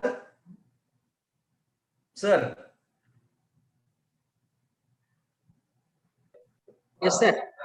I mean, do I have time little bit? Yes, sir. Yes, sir. You have time, sir. You can continue, sir. Fine. So, coming back to the point, what I'm trying to make you understand is, I'm not trying to tell you one particular sampratya, one vyadhi. See how the disease takes place in all the ways from the 360 degree, how the disease takes place, what is the kind of sampratya happens when the srota rodha takes place of Medo Dhatu or Swedava Srotas, or when it is Mutrava Srotas, when it is Purishava Srotas, and how the Srota Rodha takes place, and how the Srota Rodha causes the Vyadhi, how the Akunchana, that is Stambhana causes the Vyadhi, how Ati Sweda causes the Vyadhi. There is nothing more than the Shadupa Kramas in entire this thing. See, Panchakarma is also a part of Shadupa Krama, because Langana, right? It has been mentioned in the Langana, Bruhana, Snehan, Svedan, Snehan, Rukshan, Stambhan and Svedan. Now, all these four things has come. Now, where is the Shodhan Karma? Langana are of 10 types. Out of that, first four has been mentioned as a Chatushprakara Samshuddhi is a part of Dashavidha Lagana itself. So Shadupakrama is a part of Panchakarma, and without Shadupakrama, we cannot discuss anything about the Panchakarma and the Vikatana of the any Samprapti. So, and if you try to understand everything in a nutshell, you try to understand the Shadupakrama very well, and more than that, you try to understand how the Samprapti takes place. See what is the relation, and when you try to put it on one platform, it will be very easy to understand.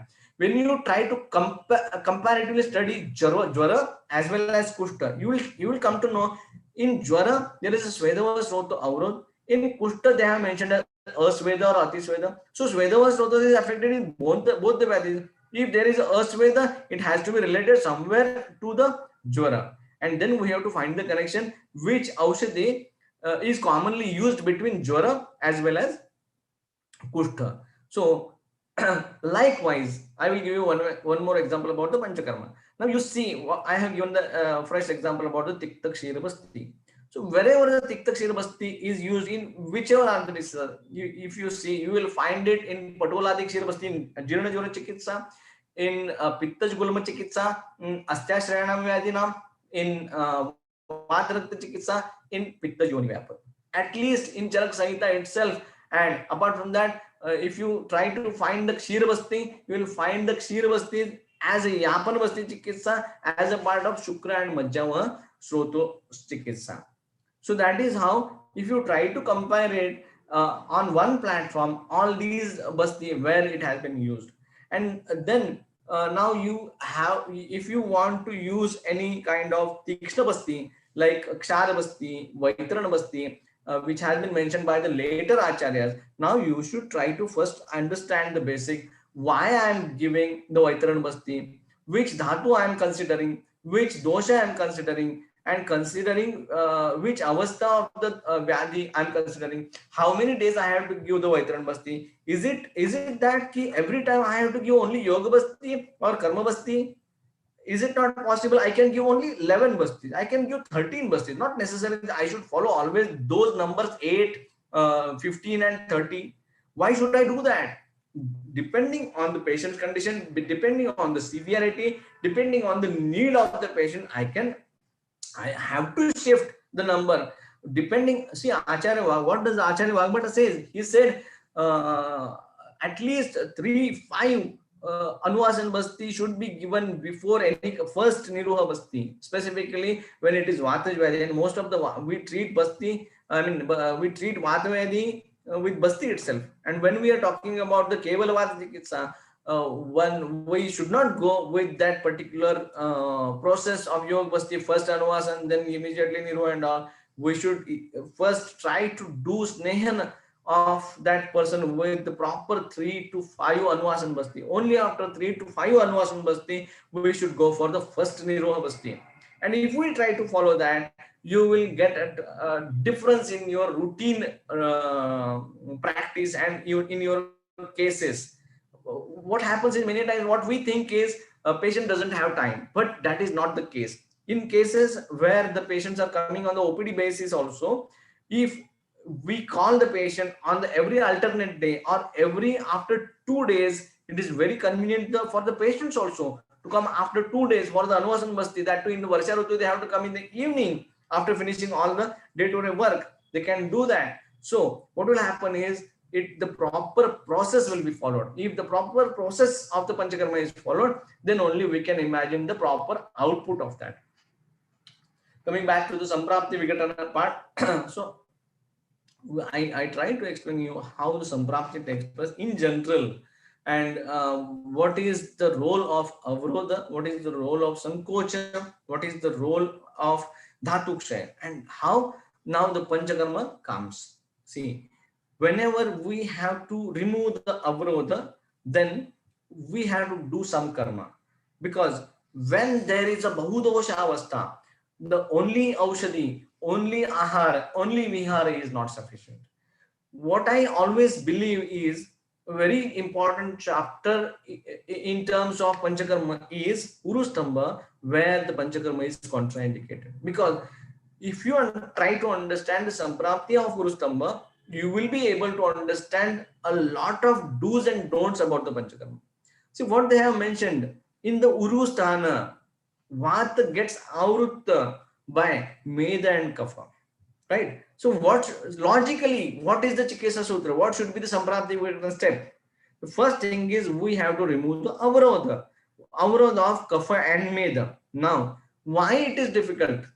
Whether it is difficult or whether it is easy. Now, if you consider the Vyadhi like Prameha, which is Kapha, Meda and Vata, if you consider the Staulya, which is again Kapha, Meda and Vata, then why Urustamba is difficult to treat? Why Urustamba is if you go in the Prameha Chikitsa, Vaman and Virechana is the first line of treatment.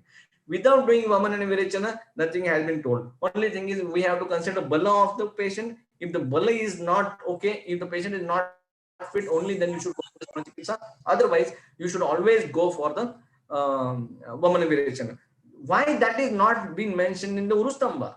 Because the Sthana is very important. That is why Panchakarma is always thought of not only in the perspective of dosha, it should always thought about the sthana also. So sthananupurvi chikitsa is a very important thing. If there is a pitta vriddhi in pakvashe, only even in that case you have to go for basti chikitsa. You should not go for virechana chikitsa. In amashaya or urdhva amashaya, if vata dosha aggravated, even in that case you should go for vamana, not for basti. In adho amashaya, if kapha dosha has aggravated, even in that case you have to do virechana chikitsa. Irrespective of dosha, many times, most of the times, we have to think a lot about the sthananupurvi chikitsa. That is how the uru, the sthana, is very difficult to treat.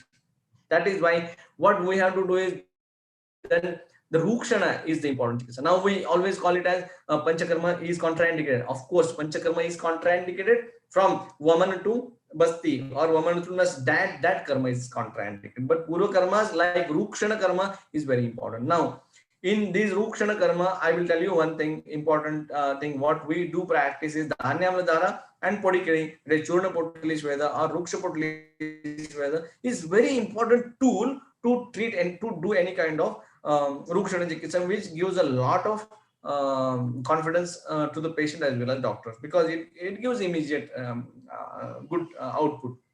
So that is how rukshana becomes the very first line of the treatment. Even in that chapter, Acharyas have mentioned about the sneha basti. Why? Because of the ati rukshana, vata vruddhi can take place. If the vata vruddhi has taken for that particular some time, for that vata shaman only, you have to do sneha basti. But that sneha should be used, whatever the sneha should be used, like Brot Saindavadi Taila, should be again the vata kafahara. That should not aggravate the kapha at all or meda at all.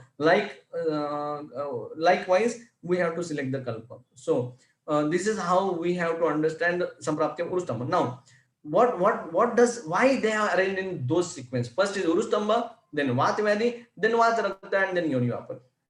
See, I'll tell you one thing. All these are Vatavadi itself. All these are Vatavadi. You should consider all these are Vatavadi itself. Urustamba and Vatarakta are Avrodhajanya Vatavadi. Vatavadi, the chapter of Vatavadi is Kevala Vatavadi. And then Yoni Vapati is a combination of, sometimes it is Avrodhajanya and sometimes it is Dhatukshayajanya. But Yoni Vapati is again the Vatavadi itself. If you try to make only one chapter, all these chapters should be fit in one chapter itself. And then it will be easy to understand the connection between all these four. And that is how while treating any kind of Vatavadi, you should see first whether this is obstructive Vatavadi, that is because of the Avrodha. And when it is Avrodha, which kind of Avrodha, whether it is Kaphameda Avrodha or whether it is Vata Avrodha itself, or whether it is Rakta Avrodha or whether it is Rasa Avrodha, what kind of Avrodha it is. And then you have to treat that Dhatu first, the Kshaya of that Dhatu first, and then you should come to Kevala Vata Chikitsa, that is Vata Karma. But without thinking that, without understanding that, if you just go on doing the Vata Karma, things may get complicated. So that is how understanding the Samprapti, understanding the Chikitsa Sutra is very important and then following the Chikitsa Sutra as it is, that is also very necessary. And now coming to the last chapter, that is Yoni Vyapat. See, they have not used the word Garbhashaya Vyapat. They have not used the word Raja Vyapat. They have not used the word Artha Vyapat. What they are using the word? They are using the word Yoni Vyapat. See, why they are using the word Yoni Vyapat? Because the any Vyadi which is happening through the Yoni will come under that entire system. And may it be a Raja related, or may it be Artha related, may it be Avayava related, like Garbhashaya, Yoni, everything comes under this entire chapter. So that is why basically when we talk about the Yoni Vyapat, we should bifurcate it into two things. One is whether it is a Raja related Vyadi or whether it is a Artha related Vyadi or Shukra related Vyadi.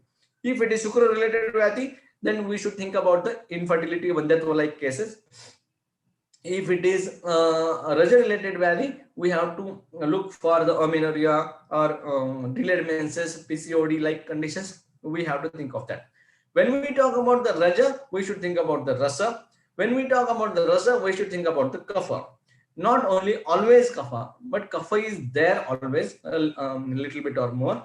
Apart from that, Rasa can get vitiated because of the Pitta as well as Vata. Now, once we try to understand the dosha which is involved and dhatu which is involved, then it is very easy to do a selection of patient and the sthana.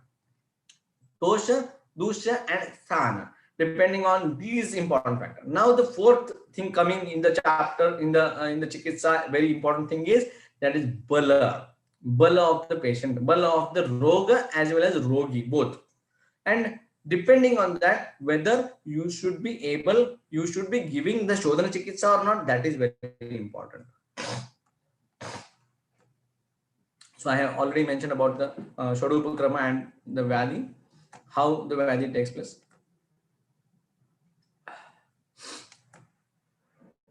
I have already mentioned about the Jwara and other Vyadi while talking about the only thing is, see, if you try to understand Jwara Chikitsa, there are around 17 things, 17 karmas has been mentioned, like Langhana, Svedana, Yavagupan, that is Ampachana and Agni Deepan, then if required Sadhyavaman, then Virechana, then Kshiravasti, then Basti, then Anuvasana Basti separately, then Nasya Chikitsa, Dhumapan Chikitsa, Kavalgandu Chikitsa, Stambhana Chikitsa.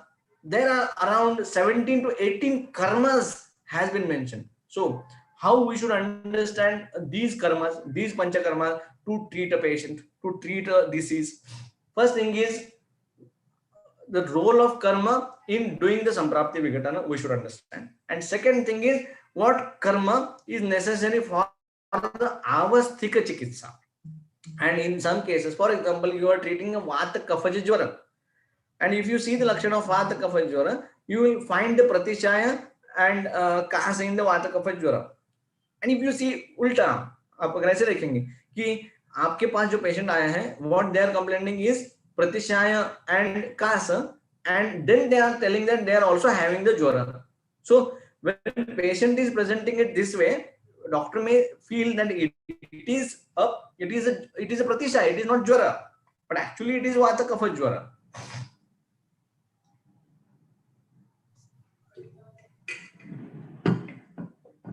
In this condition, after doing Ampachana, and if there is Ati Kapha Praseka, after doing Ampachana and Jwaranu,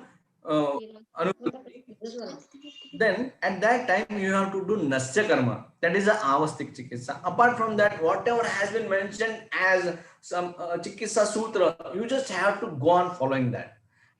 So now out of 17, whether all the 17 karmas are necessary to do? Never.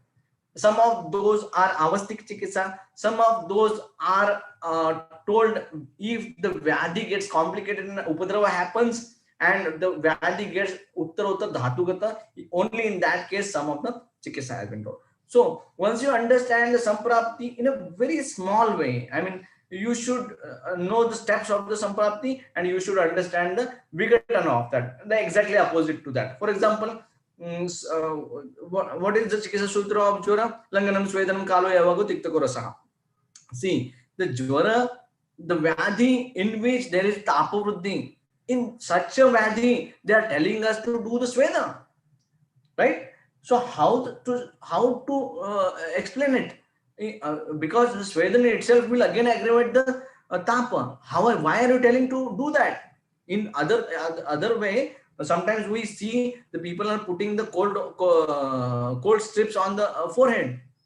That is a stambhana chikitsa, but that the intention of doing that is different. But other than that, what we have to do is we have to think about the samprapti. We have to see the Svedava Sotas has got armor and it has got avruddha. Unless and until you don't free that armor, you don't convert that armor, this valley is not going to get treated.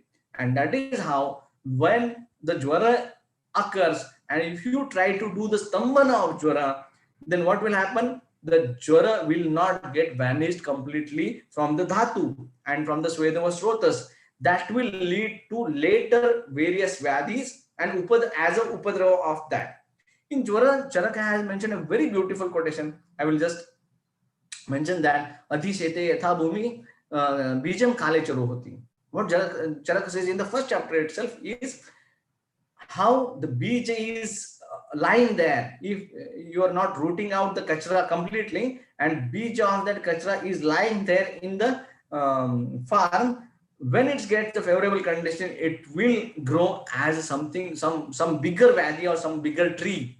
And that is how Jwara has to be eradicated completely. And that is why, as being an Ayurvedic physician, whenever a person is complaining about Jwara, we should not immediately try to do the stambhana of Jwara. We should not immediately try to stop the Jwara. If the person is feeling the Jwara which can be tolerated up to 102, 101, we should explain the patient to bear the Jwara. I will give you the Ampachaka Yavagu, and you should do the Kuru Pravarana, and you should get the sweating, you should get the Svedan, and once you get the Svedan, gradually it will get vanished from the inside. But people will say that I don't have time, I want to go to the job and all.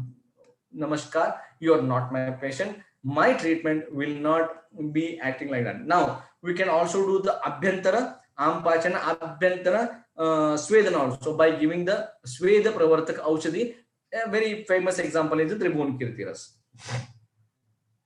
And then what the role comes in the Panchakarma? Only after the Ampachana. Without doing the Ampachana, we should not go for Panchakarma, because once we do the Panchakarma after Jwara or post Jwara, again, in every Jwara, whether we should go for that, no. It completely depends on the Dosha Bahulya and the Bala of the person. If the person is able to tolerate, only then go for that.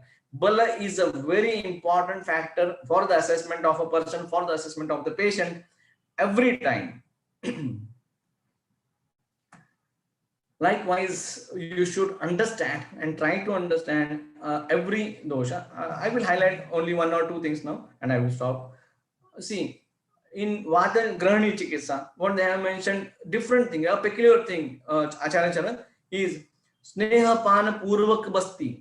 Before doing the Niroha Basti, Acharya Charak is telling to do the Sneha Pan, not Anuvasan Basti as a Purva Karma. He is telling to do the Sneha Pan. Why he is doing that? Because it is Vyadhi is Grahani. Grahani is, I mean, Amashaya to Grahani, that area. And for that area, if at all you have to do the Snehan of that Ashaya, you have to do the Sneha Pan. Basti, Anuvasan Basti will not reach to that Ashaya. And that is why, to understand this part, first you have to do the Sneha Pan and then you should give the Niroha Basti. That is a very classical example how and when you should do the Basti, Sneha Basti.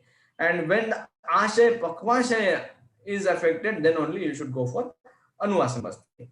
So that is one very peculiar thing. Urustamba I have mentioned, Vatarakta I have mentioned, Yoni Vapata I have mentioned, then Jwara I have mentioned. In Rakta Pitta, it is very logical. That's how the Sthananupurvi Chikitsa is very important. The Rakta Pitta, I will give you the importance. And how the Urdhva, we have to do the Virechana in Urdhva and we have to do Amman in Adhoga. That is very much emphasized there. And even in Rakta Pitta, they have mentioned not to do the Stamban in the initial stage. The same rule applies in the Jwara also. If you try to do the Stamban in all such Vegagata Vyadhi, may it be Jwara, may it be Rakta Pitta, may it be Apatantraka, Apatanaka, or may it be any kind of Vegagata Vyadhi, you should not do the Stamban in the initial case. May it be Atisara, may it be any Vyadhi, it may it be Kushtha, you should not do the Stambana in the initial case. May it be Visarpa, initially you should not do the Stambana of the Vega. Vega is to Pitta dosha, as well as Vega is, just a minute.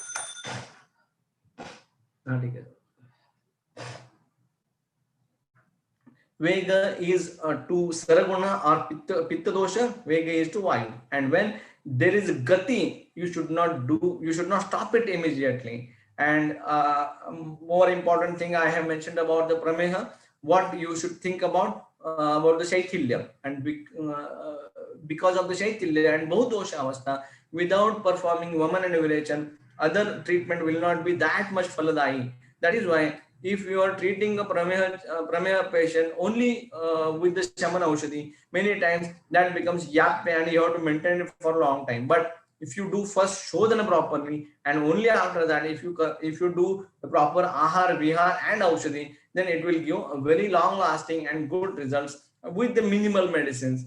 That is about this thing. Then in Gulma, one important thing I have forgot to mention is in Gulma Attik Avastha. In Gulma Attik Avastha, like appendicitis and all these inflammatory conditions, see, Snehapana is first line of treatment Acharya have mentioned. That is, in Prabhuta Matra, Uttam Matra Snehapana is a treatment of Attik Avastha. So we also have a Attik Avastha Chikitsa in Panchakarma, which is again mentioned in the Rudgraha, Angagraha in Vyapat Chikitsa. That has also been mentioned. Their Samprapti has been mentioned, and Chikitsa has. So Attik Avastha Chikitsa has also been mentioned in Panchakarma, that can be carried out at some extent without taking much risk of the patient's life. Then I have not touched much about the Manogata Vyadhi or Unmada and Apasmara, because I have not treated Unmada and Apasmara patient, so I don't have any authority to talk about that much. So that is why I'm not touching it. Then Shwas, Kas, I have talked about that. One important thing is Arsha. Arsha is again related to the Gulma, and again it is a value related to Mausava Srotas. One important thing you should note in the Gulma is Basti has not been mentioned in the chapter of Gulma by Acharya Charak. That is one. But if at all it is a Vata Arsha, and if at all you have to give Sneha Basti, Acharya Janak has mentioned one Pippaladi Taila in Charak Siddhistan.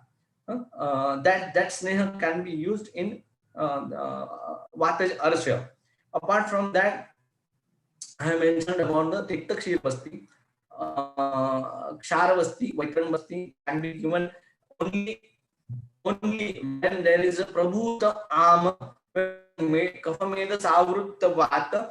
Only in such cases, Vaikram Basti and Kshara Basti, Krishna Basti should be given. So, in a nutshell, I mean, it is very difficult to summarize such a big topic in such a short time. I mean, I have almost taken 2 hours of all of you, and still the topics are continuing. I could not complete it in that depth because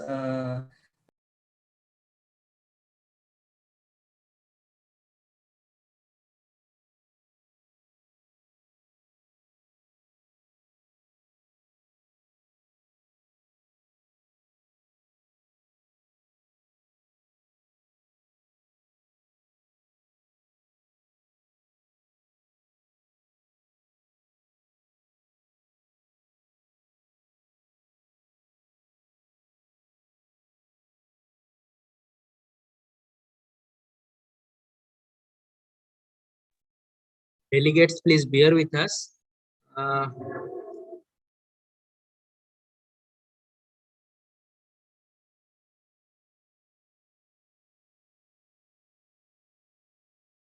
Delegates, please bear with us. There is some technical issue. Sir will be right back.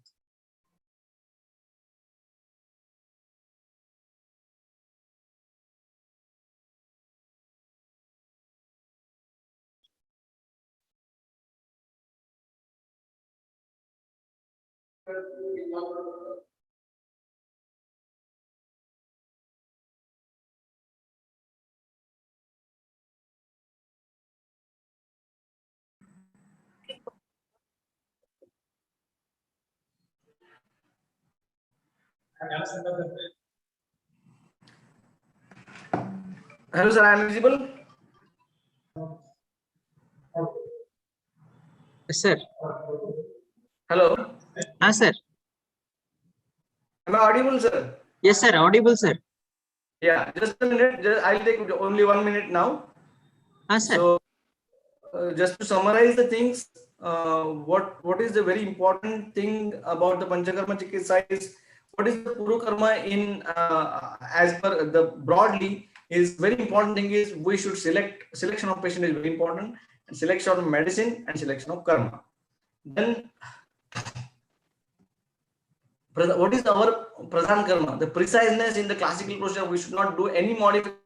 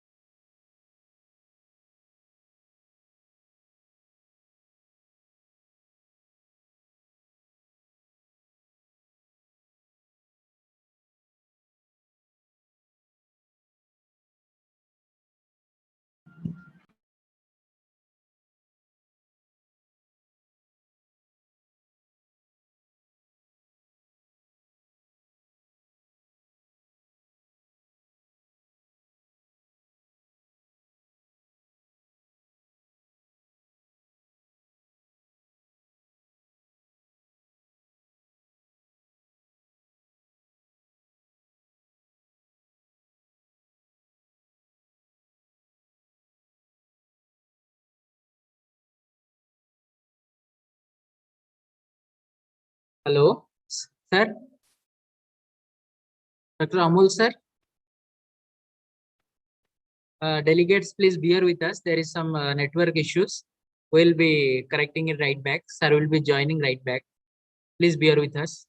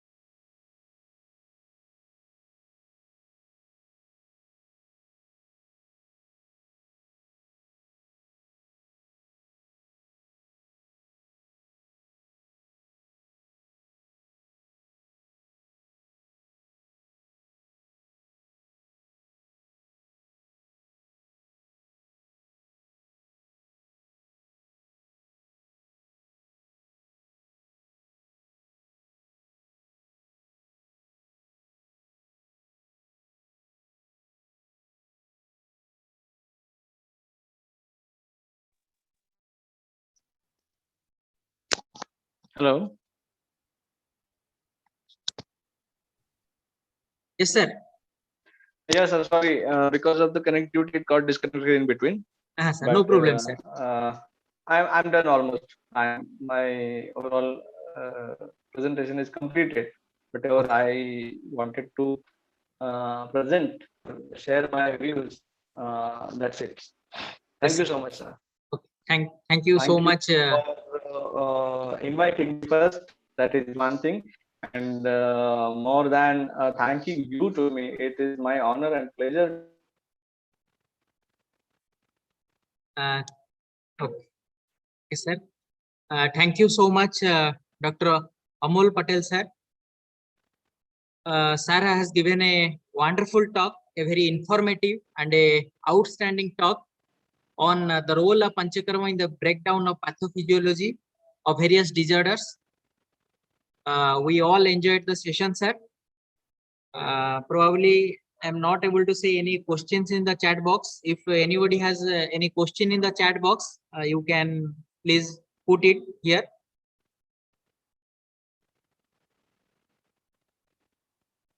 If there is no question in the chat box, we will move ahead with the further proceedings of vote of thanks. Here for vote of thanks, I request our organizing secretary, Dr. Vijay Kumar Swami G. Hiremat sir, Professor, Department of PG Studies of Panchakarma, Sri Vijay Mahadesh Ayurveda Medical College, ILKAL, Karnataka, for vote of thanks of this session. I welcome you, sir.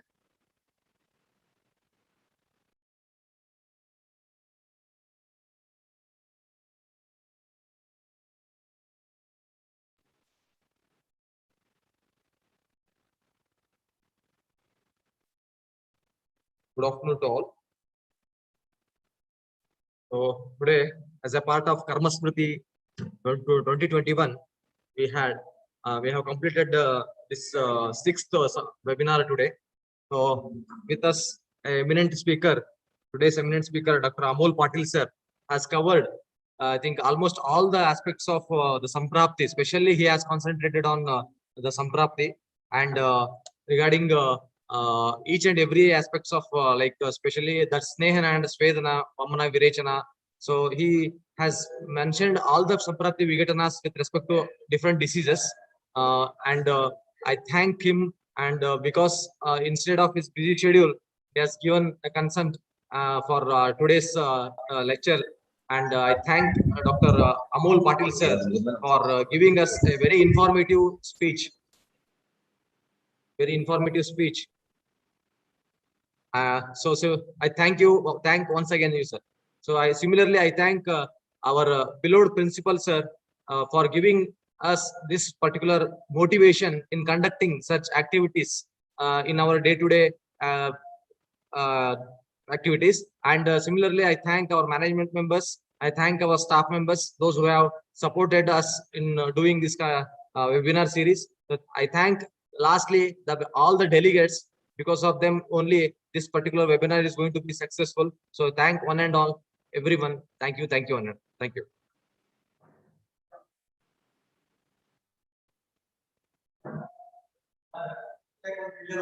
Thank you all. We shall be ending our session. Yes, sir. Sorry. We'll be ending. Shall we end the session, sir? Yes, sir. Thank you so much to all of you. Thank you to respected principal, to Badrinath sir, Supriya Bhosle madam, to you, sir. Thank you everyone for the patient hearing. Thank you so much. Thank you so much, sir.